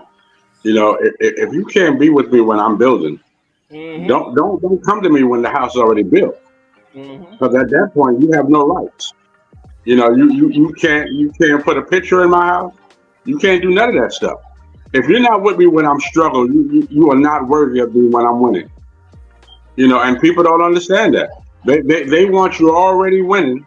Mm-hmm. You know, and they want to just like church folks. You know, they want to ride your anointing. They Yes. see you connected to God, and they see you can get a prayer through, and they don't want to pray. They don't want to fast. But when they're going through, they want to call Pastor Steph. When they go through, they want to call Shantice. When they go through, they want to call Angel. But they don't want to put in the work. That's the same relationship. People don't want to put in the work, but they want the glory without the story. Yeah. Absolutely, absolutely. Brother Ainsley, let me go here. So it's very easy for us to see that women don't want to come in from the ground up. However, there have been many a women who didn't mind coming in from the ground up, but then was made to regret it. Why? And they later regretted it. Or it didn't pan out for them to go in from the ground up? Why? Well, that's just how it may go sometimes. But my thing is, sometimes the it's about the journey, not the destination. You know what I'm saying? I could be like, I could have a plan. I said, listen, this is the goal is I want the big house on the hill, the white picket fence, kids, yada yada yada, and this is how I'm probably going about it. I suppose I don't get the $1 million house on the hill, but it's a journey. Long as I think to me, it's like long as the guy is working. Sometimes it may matter to the circumstance, illness, whatever the reason may be. It's about the journey that you're supposed to be going through together. That's the thing. Or you're going together through for better or worse. It's about the journey. And if you don't get there, to me, the relationship is about each other, not the destination. So to me, if it becomes more on like, no, I want the materialistic things that I can't give, well then you just go for that then. If you feel regrets, then and as you mentioned, as I think about it, yeah, and I know it happened, and somebody they want the big success. So I'm like, all right, I can't give it. Well, okay, well, fine. You say go find that Boaz. You Yeah. go do that then. Because I ain't the one. And thanks for letting me know, because then you ain't the one for me either. Okay, okay. Kenny says back then you accepted that broke man and fell in love with him. So we've got this dynamic of, some the women, they don't want to come in from the ground up. Where this was where Boaz really was from the ground. And his come up ended up making him, a catch. Shantice, well, in reality, there are some women who have gone in from the ground up, didn't mind, went in, trusted the story, trusted the journey, but lived to regret it. And now they're not willing to go in from the ground up anymore. Well, first of all, how you booking my session with Babyface if you on the ground? So already we starting off in the deficit. Okay. Yes, because I am one. I am one who. I got a car. Beautiful. Oh yeah, I live on my own. Beautiful. Okay, that never impressed me. From a teenager, I was always willing to and always liked the idea of oh, this is what you want to do. This is what you're aspiring to do. This is what you're starting to do. I see you putting your best foot forward and working with you there, because the way I was raised, I watched things go from nothing or really small to really big because of the work that was put into it. I am no longer interested in your potential story. Miss me. I don't want to hear about what you want to do. I don't want to hear about what you're about to do. If I meet you and you're not already doing it, exit stage left. Because you do live to regret it. Because these are the same broke men who then get $5 and forget all about you. Mm-hmm. So you had nothing. You get $5, but now you and your boys are going to the corner store. I may want a bag of chips. Hold up. I was here getting you the bag of chips when you ain't have nothing. Now you got $5 and now you go, oh, okay, yeah. So unfortunately, this is why, and you do have those women who just, they don't want to start from the ground because again, they looking for their own come up. So you can't help me out if you ain't on a certain level. The women who have a good head on their shoulders who say no thank you, it's because of that. It's because I've either watched it happen with someone, but 9 times out of 10, I've done it. I was humble and I was genuinely with it. Like, you know what, you don't have, that's no problem because I see this potential, I see that. But then you come up and it's like you forget. And my thing is, how you couldn't have forgotten, sir, that you just got a pair of underwear. I'm sorry. You couldn't have forgotten that you didn't even have the detergent to wash said underwear. I'm sorry. This is certain things you are not going to convince me that you forgot. You no. So you're intentionally trying to play me. Okay, no. So you know what? Now I want to go with, I'm not even the type, again, like you got to be on a Tyler Perry level. But you already have to be putting in the work for yourself. I don't want to see the blueprint on paper only. You got the website up? Where the social media pages? Where's the interaction between you and your audience? Where's at least a bank account? Okay, you got $5 in a bank account, but do you have a bank account or do you only work from Cash App? See, these things, this is what I'm serious. Because I mean, let's be real. You only got Cash App, you ain't got a bank account. You ain't got a bank account. You don't even have the potential of getting the $5. So spare me and help me out. And just bypass. Let me ask you this, Shantice, right? So I think what it is, I think also it's got to be like where you're at in life. Now, we talking like when you're teenagers, early 20s. I think the issue nowadays, you see people in their young ladies in their 20s expecting all of this. So I think that's what the issue is. But I think it's that now a man, he gets in his 40s and 50s, and you still trying to be a rapper, you know.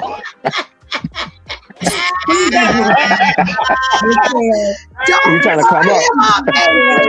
Do not start him up. You know what I'm saying? Not only trying to be an aspiring rapper or anything, but you're trying to be an aspiring human. Okay, you're just trying to gain common sense without taking the necessary steps in gaining said common sense. So I hear you. It's like, okay, if we're 20, there are different expectations that you'll have. So now when you get into the 40s, 50s, all right, you should have been there. Somebody acting as better. I'm about to be a cougar. The 20-year-olds is working. The 20-year-olds got the bank accounts. It's the 40-year-old men who only got Cash App. I'm about to digress. Okay, I'm about to go hit up the colleges and see who's about to graduate. Because I need me a 21, 22-year-old. Okay, because those are the ones who are not okay with just sitting on potential. Those are the ones that's like, you know what? I already see where I could be at 40. I'm making it happen from 20, 21 years old. No. Let me jump in real quick because Shantice, you make 100% sense. I'm with you 100%. But I think I started this conversation a couple of months ago. I think the problem is, and I'm glad I have you and Stephanie on, Pastor Steph, I'm sorry. The problem is that because of the single parent home, the mothers do not teach you, ladies, how to be a wife. They teach you how to be independent. You know, you learn how to. So you're the rare kind. Most of you women, I don't need a man. You ain't got to do this for me. But if you're going to do this for me, you got to do this. You got to do that. There's no submission. There's no working together. There's no goal driven, because I've been taught to be independent. I've been taught to do it all by myself. So if you're gonna be around, this is what you gotta do. If I gotta have a man, this is what you gotta do. There's no let's do this together. Let's start on the main floor. Let's grow together. Let's build together. No, you gotta come in with everything that you need to come in, because I can do it by myself. That's bad. So why are we in the single parent home? So the man, for the most part, in general, overall, the man has chosen to be a buster and leave. Okay, so now it leaves the mama to have to pick up the woman and the man's position. So of course, out of default, the woman is going to automatically teach you how. Let me tell you something. Since you say you happy, we both on. Pastor Steph has taught me from the second she realized I started looking at boys. You have your own. My boyfriend bought me a pair of earrings. I was too afraid to wear them home because her thing was, you don't accept nothing from nobody. And with her saying that, I understood the balance. I also understood why she was so adamant about it, because exactly what I just explained. When people start feeling themselves, this is what I got you. That is what I got you. Even if you could get it for yourself. Okay. So I was taught, yes, to be independent. I was also taught how to respect a man. I just wasn't with it. Okay. I was taught how to act like a wife. I just wasn't with it. Because I'm looking at what's presenting in front of me. So part of me was looking at her like, ma'am, are you crazy? And then looking over here like, was she saying do this? But then look at what they're presenting. So you have the man who's choosing to leave. What is the woman supposed to do? How is she now supposed to prepare her children, especially her daughters? I have to now teach you how to respectfully. Now, everyone doesn't teach it respectfully. How to respectfully be independent. When you do end up wanting someone, you're going to have to learn how to fall back in a sense. And that was my issue. I didn't know how to fall back because my whole thing was I'm looking at what is presented to me. So now, yes, when you come and man, you know when you are, and we spoke about this here on this platform, you know when you're pursuing a woman who is out of your league. You know if you're pursuing a woman who has her own place, has her own car, making her own money, you don't go to her and you're just filling out the job application. Why are we doing this? You don't have the job yet. You ain't even go on the interview yet, but you trying to pull her. Why? And then you get mad when she turns you down or you act like you're on that level. And then when it comes out that you're not, and then she starts treating you like you're not because you can't keep up with the lies. Now you want to bash her. No. Listen, I think I'm mad because we in a relationship and now you telling everybody you pay for my drawers and I didn't have nothing to walk with. Because you forgot. Because when you got $5, let me say something about people who do things for you genuinely. I could see you not have nothing, but because I care about you, I'm willing to share whatever little bit I have with you. But then when you get your little bit, you go and you share it with someone who wasn't here for you during the come up. So yes, I'm going to remind you, sir, give me back my detergent. Okay, go ask her for your detergent. All right, because when I had $2, I was willing, and I gave you $1. You get $10. You spend the whole $10 with her or him, with your boy, your mother. I don't care who it is. Were they here when I gave you half my detergent bottle? You know how much detergent costs now? Okay, when I gave you half of my detergent, where was your mother? Where was that chick? Where was your homeboy? So I'm not trying to hear, and this is what people do. This is what builds the resentment in women. And then women get looked at like they're crazy. No, now I know God says do things, don't look for nothing back in return, and Jesus is wonderful. At the same time, there's a lot to say about you remembering who held you up when you were down. All right, so let's say good morning to Pastor Kim. Hey, Good Pastor morning. Sam. Thank you for joining us. Boy, Anika says their mama wasn't giving them the detergent. Katie Right. says, yeah, me too. Yeah. So here's the problem. Here's the problem. Shatise was raised with balance. She was raised to be independent, like she said, and she was raised to actually understand that you have to prepare for when God sends you, because you can't be so independent that when God sends you, you don't need him, because you're going to act like that. You're going to talk like that. That's the way you're going to be, and that's not going to make for a good relationship.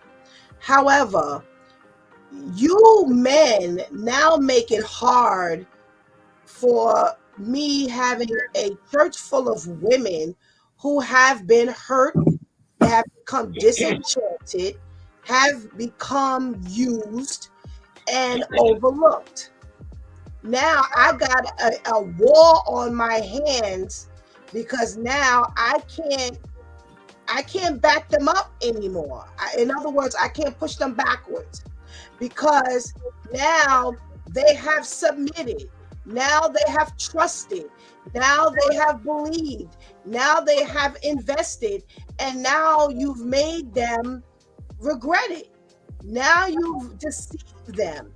Now you took their kindness and you used it for weakness. And when she looked up, you were off somewhere else. Was it with another woman? Was it with your boys? Did you reinvest? Now you make the job hard for me. And I got a lynch mob on my hands for every man, because I can't convince them any longer to listen.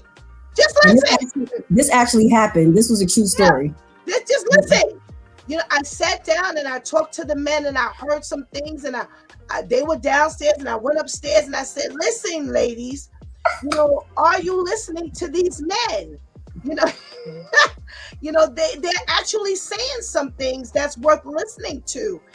Boy, when I tell you, I almost ended up with no head. I was like almost lynched, and I understood because I too had been there. I too had invested not once, not twice, but several times, and had become just nothing to these people. So now, how do you get a woman to now become vulnerable all over again when all she's received is a bunch of lies? When she's been deceived, when she's been let down, when you have built her up to believe in you, and then she does all of this, she waits, plays the game, and then when she looks up, I got one woman who he went and bought a motorcycle, but he now didn't contribute in the home. Yo, what you doing? But now I'm trying to talk on your behalf. Yo, you just jacked this whole thing up. I got a man who I'm listening. She's complaining about you living on Facebook. And yet I'm telling her, stay out your phone. But yet every time she goes to sleep, you're on Facebook. And I'm saying to you, let it go. And you're saying to me, I don't understand why I got to let it go. Well, then you don't want the relationship. You have to make a decision. Either you want the relationship or you want Facebook. Mm-hmm. You can't have them both. So you have men who don't even, she's willing to be there. I've gotten her to stop looking in your phone. I said, listen, just go to bed. Let God deal with that. You pray, you do your job, blah, blah, blah, blah, blah. And yet she keeps coming back to me and saying, Pastor Steph, I'm still in the phone when I go to bed. When I wake up, the light is on the phone. So you make it hard. So y'all three need to help me understand what I need to say, or what these women need to do to stop. I can get them there. With all my might, I can get them there. With God, my prayer, and my work, I can get them there. And every time I got the ladies there, the men failed. So that's why when I went upstairs and I said, okay, let's try this again, they were like, you must be kidding. Do you really want to make it back downstairs? So y'all gonna have to say something. You listen, this is my show. I got as long as I want. So help me out. Come on. Wow. Go ahead, Pastor Vinny. What do you say? How do you help me? That's the problem, Pastor Steph. That's the problem. You know, we unfortunately, we guys, we come from fathers that have failed. We've seen our fathers act in a certain way. We've seen our fathers be disloyal to our mothers. We see so much negative. And so what role do we play? We don't know any other way. We don't know any other. I mean, it's totally out of the box for us. You know, we've learned to distrust women because that's what we were taught. You know, it's not right. It's not right, but that's what we were taught. That's straight from my father, who did not last long in our household because he wasn't loyal, because he didn't treat my mother right.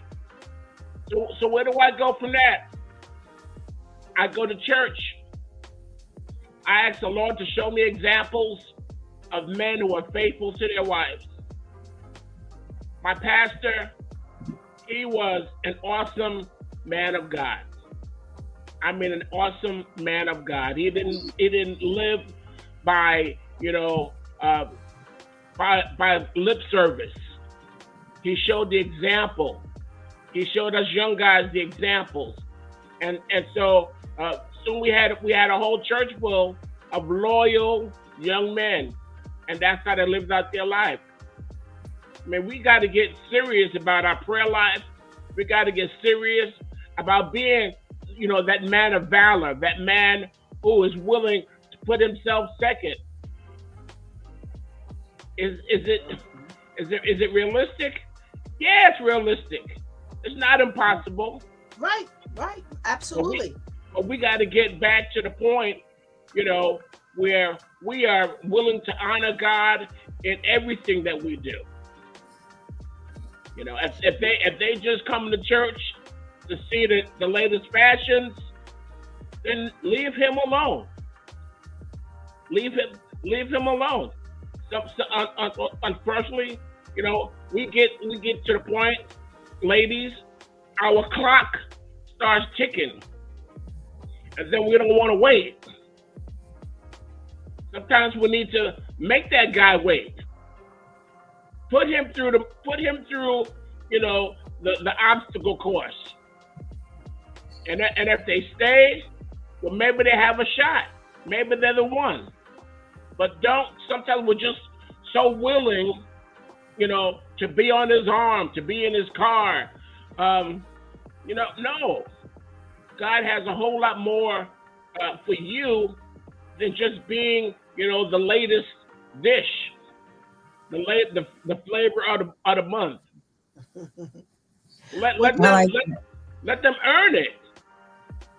Well, you said a lot, Pastor Vinny, because Anika is actually understanding what you're saying. She says, but then you're in an environment to learn and do better. As you said, you have an example from your pastor, but you choose to stay a buster, as Shanti says, you know, even though you have the example. So you're right. God has set you up for success now. Mm-hmm. And now, like I said, I would go back to the man and I'm like, listen, I didn't got her to stay out your phone. Now you need to stay off the phone. If she's willing to stay out the phone, are you willing to do whatever you need to do before you get in the house? But when you get in the house, turn the phone off, especially overnight, because ain't nothing right happening overnight on that phone. So now you're in a learning environment, like you said, you've got a pastor who's on it, who's teaching you, but now you're gonna do what you're gonna do you. Ainsley, what are we talking about here? All right, to me, it's well, I see it. It's kind of threefold. Threefold. I hear, and I agree what Pastor Vinny is saying. All right, but I think it's threefold. It's on the, it's it's on the woman, the man, and then ultimately you got to give it to God. Now, first, I'll say as a man, all right. A lot of times, boys, we are not taught what real manhood is really about. You know, um, so most of us may not have the strong father in the household, so we see growing up every day and seeing an example of it. Sometimes we have a lot too often we have to learn the hard way. It takes time to get to the point of being a real manhood and understanding when it comes to relationship, what your role is, is to serve, protect, and honor your woman and properly, and not just for the draws, so to speak. And to be honestly, in your younger days, it's more so about the draws. Keeping it real, it's more about the draws. I ain't trying to spend a whole lifetime. I just want the draws. All right. Now, on a woman, it's to me, it's like you have to understand, recognize when somebody show you who they are. That's it. If you see a man and he's not showing you the examples of manhood that you would expect, that's it. Don't get upset about it. He's showing you where it is, right there. So I think you need to leave that alone right there. Too often, and man, we'll play into it. You thought everything I could fix that or I can work with that and blah blah blah, and then you get upset about it. But the problem was presented to you way before, But now ultimately, now we get to a real relationship when you're God centered. That's when I think things will come together. If God is the center of both our lives, and this is an example of how we come together. We're gonna live together and God's where God wants us to be. It takes on a different dynamic, a totally different dynamic. Being married takes a totally different dynamic and whatnot. And so that's the center point, how that should go. But first, I think men, we a lot of times we don't have the example. We have to learn. We have to learn the hard way, and because the example is not there. And time when you're young, I ain't trying to be a real man like that. I wasn't trying to be like that in my 20s and 30s. I'll leave it right there. And but women, when guys they show you who they are. They don't. I mean, don't put yourself through that. If he's showing you what that's what it is. It is what it is. Sure, be about it. What I'm saying? I'm curious to hear what my brother KL got to say about this. Oh, God.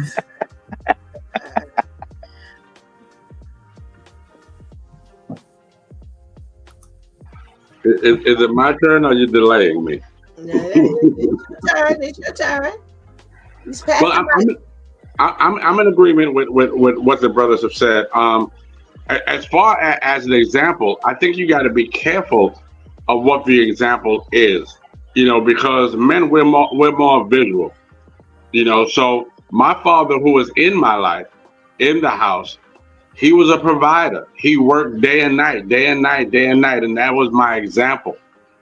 And I've lost a lot of relationships because, and this might sound crazy, but because I was the provider. Because that's all I was the provider.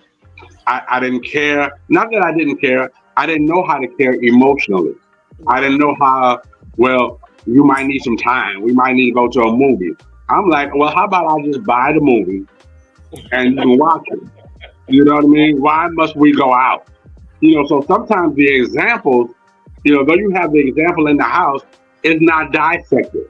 And seemingly because the bills are paid and, we got what we needed for school, that seems to be a good role model. Now, on the other side, and I've said this before, women, you have to stop collecting flags. Y'all got a drawer full of red flags. You've seen the red flag from the beginning, but you say, well, I can work with this. It's not too bad. But after a while, as you grow and they don't grow, you still collect flags. because now you've invested all this time, and I'm not gonna fix them for somebody else. Mhm. That's what y'all say, but you're not fixing them. All you do is saying, okay, I accept what this is, and he's not trying to change. Why should I change when I can come home to a meal? Right. You accept Why should I change when I can get, as anything says, the draws? Why should I change? When you buying me draws and you washing them, why should I change? All of these are red flags, and we keep on collecting the flag, keep collecting the flag, keep collecting the flag. But we mad when after you collect these flags, he's going out hanging out with Pookie. He's going out hanging out with Sarah. Now Mama needs him, so he's going to do what Mama needs him to do. While you collecting the flags and taking care of him. So we have to have some kind of ownership. So again, the example, you have to dissect the example, because everybody doesn't have that. My daddy left us. Some of our daddies was home, but they were doing the best they could. They were doing all they knew. They back in my days, there was no "I love you, son. I love your daughter." The way they showed "I love you" is, listen, when you needed something for school, you got it. Well, every now and then we took a trip. That was the "I love yous." So we grew up not knowing how to say "I love you," or not knowing how to show that I love you. To show I love you, hey baby, I bought you a nice coat. Hey baby, you see that outfit? Because listen, I would buy you outfits like crazy. My wife's first Christmas, she had 22 outfits with matching shoes and matching bags. That was "I love you." Until I realized that really wasn't what she wanted. I was like, I wish you could have told me $2,000 earlier.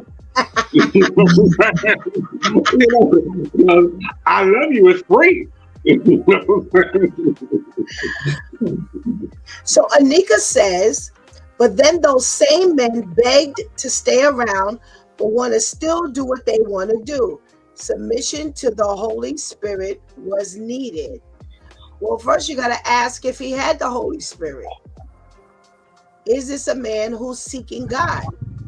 And that's one of the things that I try to teach.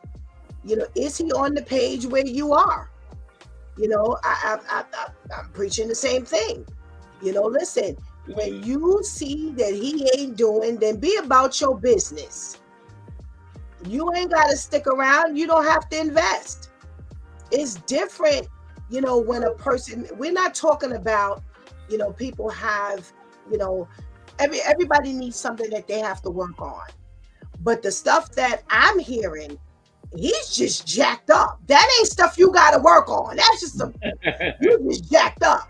And he needs to go ahead back to the drawing board, let God deal with him. You go ahead about your business and let God work on you until God sends you somebody, so forth and so on. But I agree. We keep thinking we gonna fix people, and that's not happening. You can't fix that. You're not the fixer. And let me add something real quick too with that. As you said, mention it. And if a guy's really into the woman and stuff like that, and we have some ways that's not right, from personal experience. If you really want the woman, you make a change. Right. If you really value the person, did I do that? I had to change some of my behavior that I was used to doing, and with my to-be wife, that was not happening. So that had to change. You know what I'm saying? It was time to grow up, leave some things behind. And so if the man really wants to step up, he'll step up. That's right. You know what I'm saying? So, but the woman got to recognize it as well. Yeah. Absolutely. If you're seeking God and he ain't seeking God, it ain't gonna be right. Right. You got to step his game up. And that's that this is what the ancients said it. And this is what I'm saying. You can't, if you have made a decision to make God the head of your life, and he does not want God, then he does not want you if you are in God. Amen. I have seen way too many times these women who have chosen to make God the head of their life. Now you chasing a man, or you're allowing this man to suck you up. He can call you to do anything that he wants you to do. And yet you can't get him to come to church. Like Ainsley said, You gonna have to switch that up. You gonna have no stop running behind him. Stop going to everything he invites you to, because he's not gonna make any change. Because if he can get you to do everything he wants you to do, but you can't get him to come to church, not once, leave that alone. Period. Because now you going in different directions. Now you mad later because it ain't working. It wasn't bound to work. If he's not willing to step his game up, as Ainsley said, if he's not willing to make some shift, then leave it and him alone. You've got the men that have sat right here and said this. And I have said 1,000,000 times, stop following behind them. How does this work? How does this work? The only reason why he wants you is because of Jesus in you. Amen. It wouldn't be you if this wasn't Jesus. Amen. You before Jesus, he wouldn't want you. Amen. He won't want you. So he wants you because of the Jesus in you. But now, there are no requirements on your end. Every time you pick up the phone, you want to go out? Yep. You want to go to the movies? Yep. You want to go eat? Yep. You ain't that hungry. You're that hungry. Feed yourself. Stop. So there's a lot to be learned here in, how we got from this Boaz thing where this man had everything and he's watching her opposed to you accepting, the nonsense. It's nothing wrong with going and meeting somebody on the ground level if he's about something. But for those who we've just described, be about your business. How we closing, Pastor Vinny? Boaz, it or click it. The movie. Say it again. Boaz, Ruth and Boaz. Click it or kick it. Are we gonna watch it again or are we gonna throw it away? I think there's a lot of valuable lessons in the story. There's a valuable lessons in the word,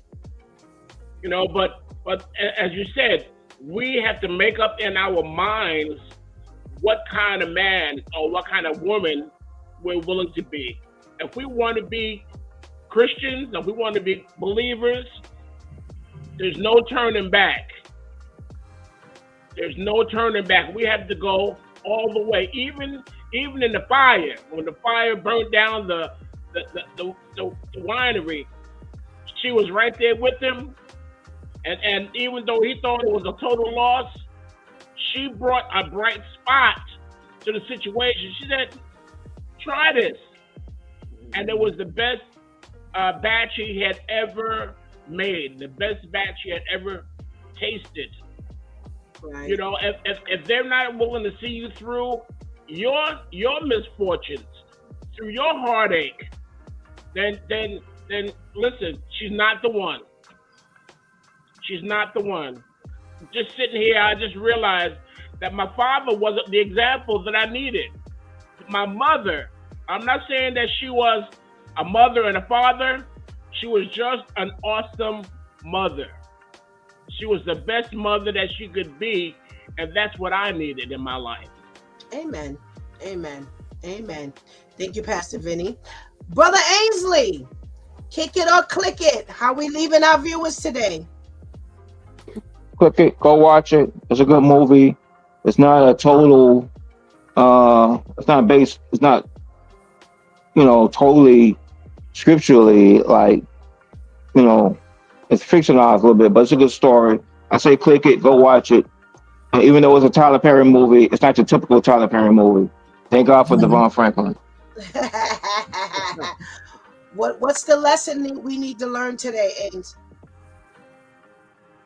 The lesson today,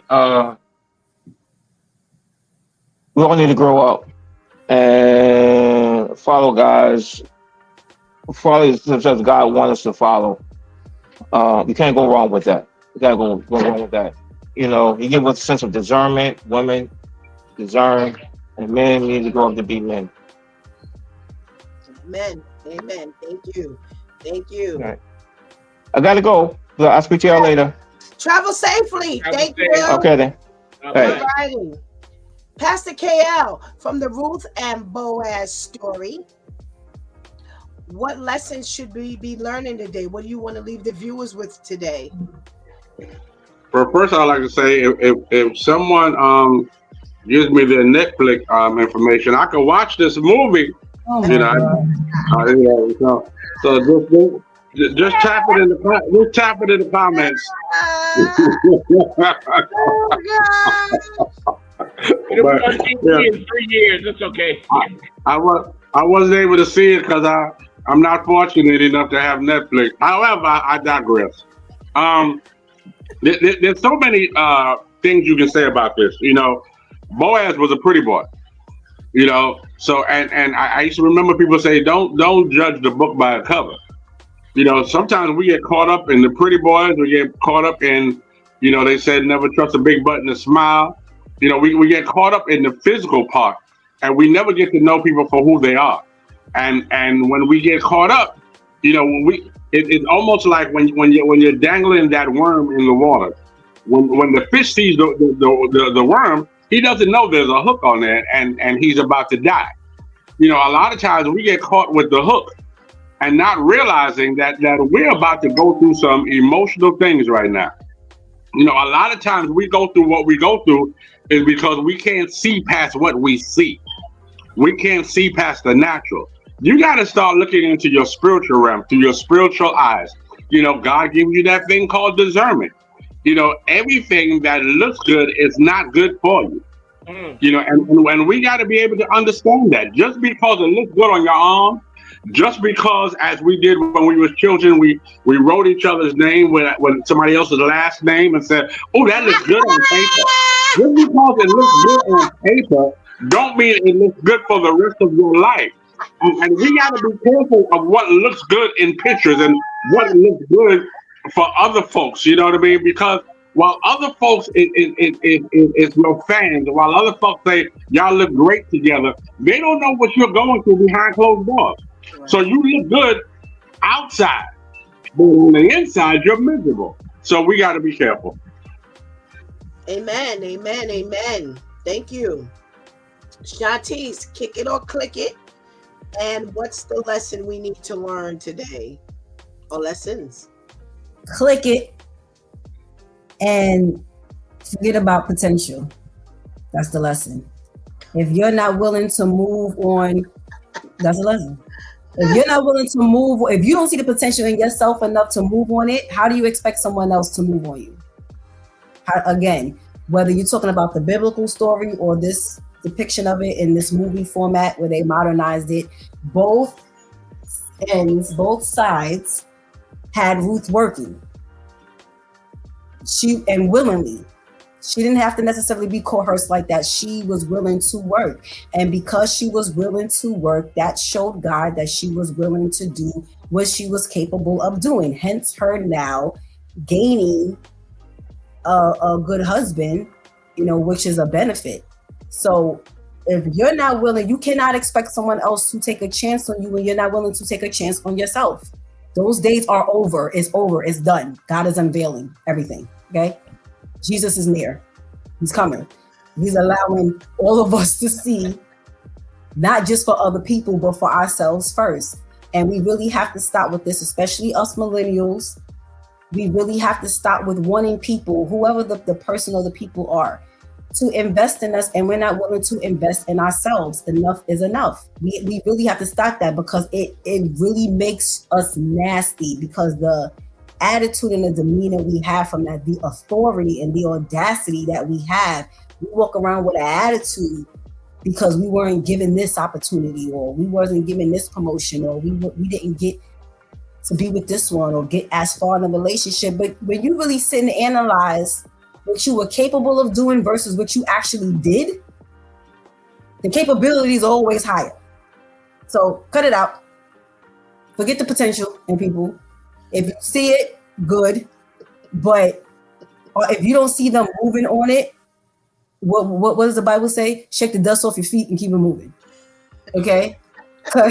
You are just going to set yourself up for a whole lot of headache and trauma that we just don't have time for right now. Because everyone right now is trying to stay afloat. I don't care, celebrity, everyday civilian, everyone's trying to keep their head above water like the Evans. Okay, like good times. Everybody's trying to make it from moment to moment each day. I don't care. Don't let social media fool you.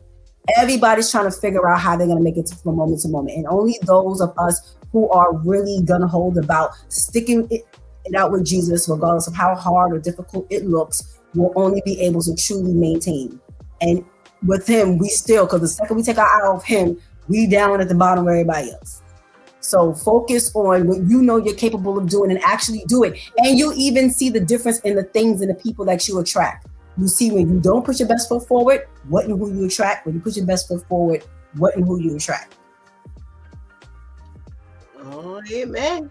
Thank you very much. All right, my Due Time crew. I love this episode of My Two Cents, the review of Ruth and Boaz. Thank you so much for your contribution. Do we get paid for overtime? You were missing. You did you punch out at what point? No. All right now. All right You now. get a bag of barbecue potato chips.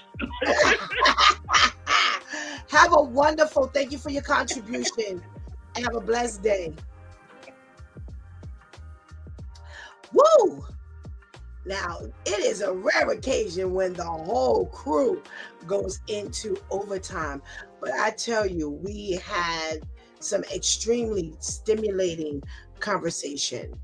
And I truly hope you were listening, because there were a lot of gems dropped this morning. You know, we started off with the story of Ruth and Boaz.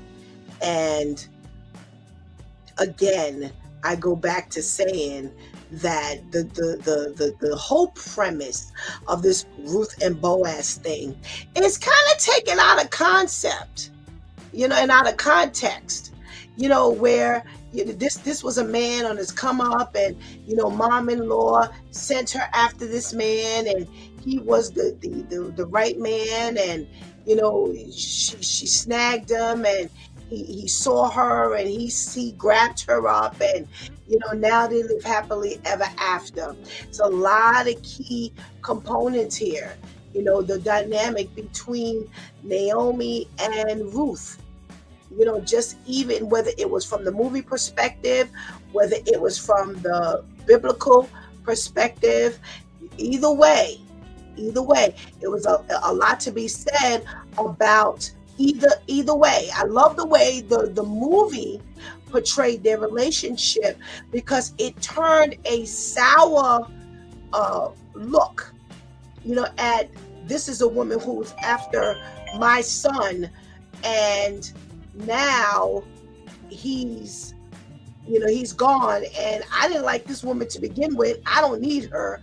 I can go ahead about my own business. But at the very end, she said to Ruth, "You saved my life." Ruth's persistence helped to save Naomi's life, because she was distressed and she was depressed. She didn't see any reason to live, but yet somebody stuck it out. And even when she became despondent and disenchanted with God, this one individual helped to bring her up, lift her spirits, give her another reason to live, to the point where she called her, Ruth was her daughter. Well, in the biblical story, it was very different. You know, the biblical story was, this was her. It starts off with that being her daughter-in-law. They all lose, and she kind of holds them close. But then she says, you know what? Go ahead, go about your business. You know, go back to where you came from and live your life, because I can't give you anything else. I'm an old woman, can't give you brand new sons. The sons that you had, they're gone. But yet Ruth decided she was going to stay around, and now Naomi helps to push her forward and to give her some older woman guidance and some of her wisdom. So it's regardless of what the differences were in the movie versus the biblical story, it wasn't so foreign with like some other movies that was supposed to depict the biblical story, that you was like, well, what story did they read? Because boy, this was different. You understood the writing. You understood kind of like the opposite approach, because at the end of the day, it kind of gained the same meaning. And that was key. That was key to the whole story.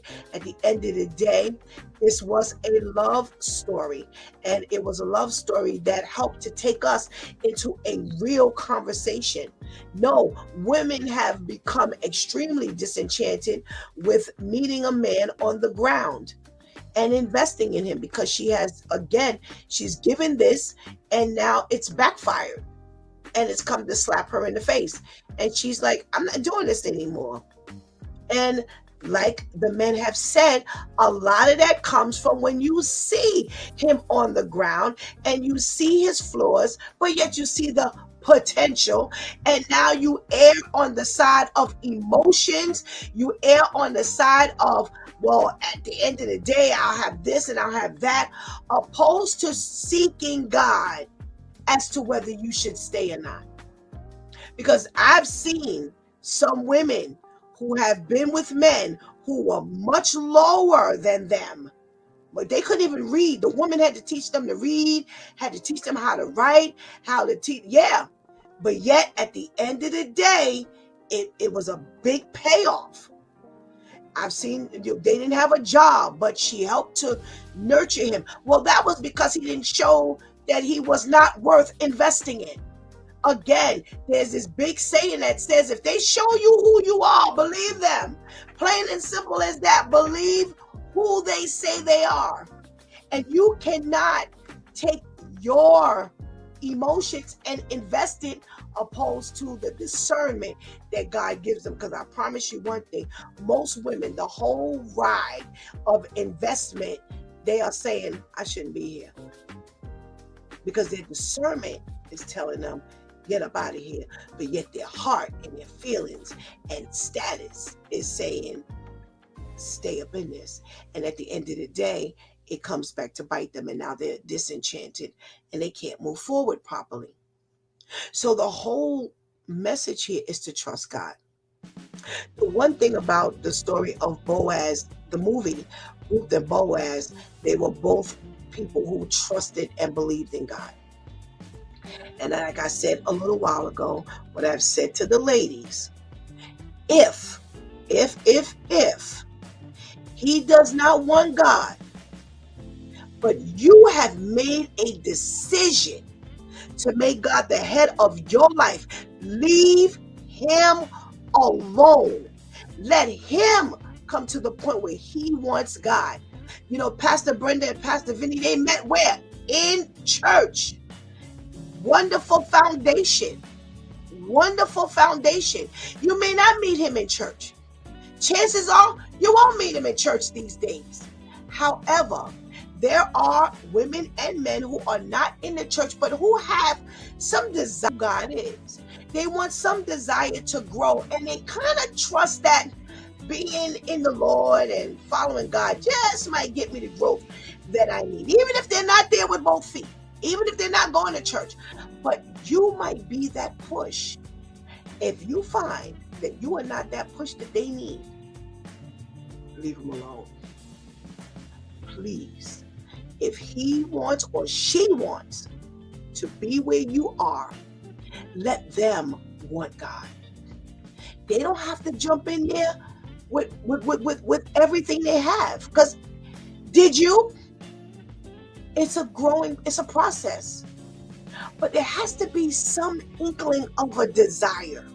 And I'm telling you, I've watched, especially women, oh, he can get her to do whatever he wants her to do. And I'm not even talking about beg. I'm not even talking about that. I'm talking about just whatever he invites her to. Whatever, the time on the phone. Oh my gosh, the time on the phone. I'm saying, how do you invest so much time on the phone with this person, but they won't come see about your God? They won't take 5 minutes to come and hear about your God, but you could spend hours with them on the phone. Something's off. Something's off. See, I don't want you that bad. I don't want you that bad if you don't want God. And I am by myself because I don't want anybody who does not want God. That is a mandate for Stephanie. That is a mandate for Stephanie because I can't have my attention in 2 different directions, because at the end of the day, that's what happens. And the word of God has already told us you cannot love both. You know, it says money, but you can fill in that blank with anything. You can fill money in with anything. You cannot love God and something that's opposite of God, because something you will end up hating. And can I tell you, most times it's God. God always gets the short end of the stick, because you've allowed yourself to be drawn away and drawn away and drawn away.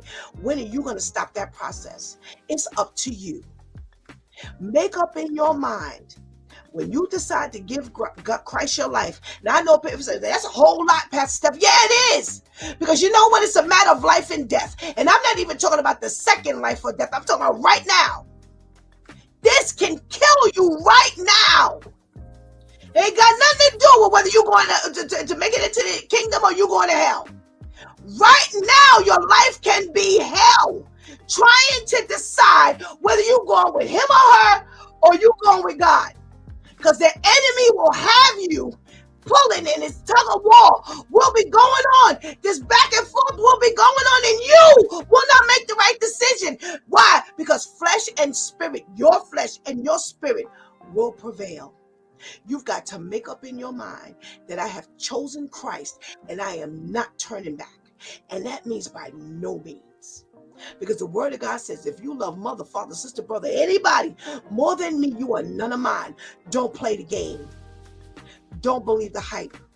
Don't think that you can share, because it ain't happening. They cannot share that same crown, because again, you will end up loving one and hating the other. And God always gets the short end of the stick. So from the very beginning, find out from God, should you even be out there letting somebody get your attention. That's the first step right there. Because not just because you're by yourself does not necessarily mean you're on the market. God may have you by yourself for a reason. What is he doing with you while you're alone? Because you're not alone for no reason. You're not alone just so somebody could come and pick you up. What is God doing with you in your alone time? Are you spending it with him? Are you doing what you need to do? Because if you're not going to make the right decision. So let this all be a lesson to you. There's been some real gems. If you got to go back and listen, go back and listen, because God gave you this extra time today with the entire Do Time crew. It wasn't just with Pastor Steph. It was with the entire Do Time crew. And here's what I loved about today. Yes, Pastor KL. This is what I loved about today. God was in the midst of your word. That's what God needs from us. I don't care what carnal feelings we got going on. We need to send a message that Jesus saves. And he's the only one that can get that job done.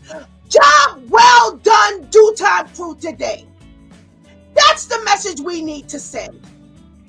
Job well done. Viewers, listeners, pay attention. This will save your life. You've been watching It's Do Time with Pastor Steph. Join us Monday through Friday from 7 a.m. to 9 a.m. where we discuss matters of the heart, mind, and spirit. As you go through your day, be sure to set your mind on things that are above, not on things that are on the earth.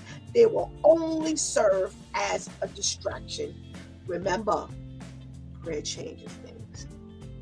It's Pastor Steph signing off, and I want to thank my Do Time crew for always coming through big time. Thank you for hanging out with us and keeping that chat room alive. Please do not miss this opportunity to give Christ your life right now. It makes the difference right now. Makes the difference. Please make sure you strengthen that relationship with the Lord right now, because yes, right now makes the difference. Later is not promised to any of us. Listen, Pastor Vinny gave us a gift last week. Pastor Brenda and Pastor Vinny gave us a gift last week. It's called Black Violin. It was amazing. Pastor Brenda and Pastor Vinny and Pastor Brenda they have a son, Nat, and he is the drummer in this presentation. When I tell you an awesome piece of work from a group of talented men, you will love it. Wherever you are, look for it. It is worth it. Trust me when I tell you, it is worth every bit of your minutes. And don't be late, because you're going to miss out. We had a wonderful opportunity to go backstage, and just their personalities, they were personable, they were relatable, they didn't mind spending time with us, they weren't rushing, and they had just gotten finished doing, a set where, boy, they should have been nice and tired, but you would have never known. Just an awesome experience. I can't thank them enough, but I'm encouraging you, go ahead and find. It's called Black Violin. Find it. Just go look on the internet. I did. I saw it. Make sure you do what you need to do. Shantice just put in the Instagram at Black Violin.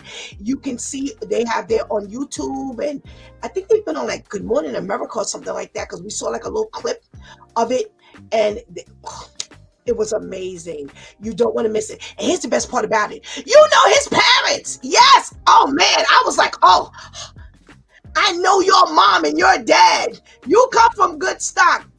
They have done a wonderful work, and I'm sure in all of their sons, but we got a chance to see the talent that they all hold and the gifts of God that they all hold.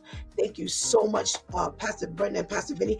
Also, tonight at 7 o'clock, they have their prayer 911 Daytona. Go on their Facebook page, because when they post a link, and I can never remember. I think it's Joy 103 FM. I could have that wrong. So I'm telling you where to go. Don't be quoting me, telling me I sent you to the wrong place. Go on Vincent Stokes or Brenda Stokes, and you will be able to get the link. When they post it, always post the link. All you gotta do is press it and hit listen now, and you will come across a wonderful prayer time. It's an hour from 7 to 8 o'clock. The same Pastor Brenda and Pastor Vinny you see here, very lighthearted. Just their voices are so soothing. They pray with the individuals. They pray for the individuals. They converse. They have people call in. It is a wonderful experience. Our Pastor Kim also has her morning prayer every Saturday morning at 9 o'clock on her Facebook page, Kim Brooks. Our elder Nitisha, she has her prayer at like 6:15 on Wednesday mornings, right before we get on. And just go to her Facebook page. We are loaded here. We are loaded here with ministries. God has not only allowed us to join forces, but he's allowed us to come together and share all the ministries that we have.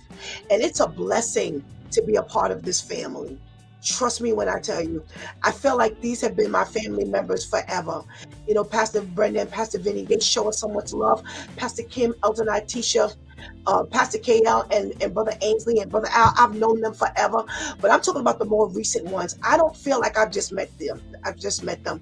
God has really enhanced my life to have all of these ministers of God, these powerful men and women of God in my life. To just be the captain of this ship is amazing. And if you tap into them individually, you can get that blessing all week long. So again, tonight you have Pastor Brenda and Pastor Vinny on. go to their Facebook page because I can never remember. I think it's Joy 103 FM, but I promise you it's there. Because when they all go to mine, Coach for Christian Life. If you're on mine, they post. I tell them to post to mine, and they do. So if you go to mine and you hit the link, it'll take you there. Again, listen now, because somebody else asked me. They're like, well, what do you do afterwards? Hit listen now. And sometimes you'll get like their little commercial, but right after that, it goes right into their a program, so you won't be disappointed. Trust me when I tell you. All right, so until tomorrow, God spares, where it's Wow Wednesday, I love you.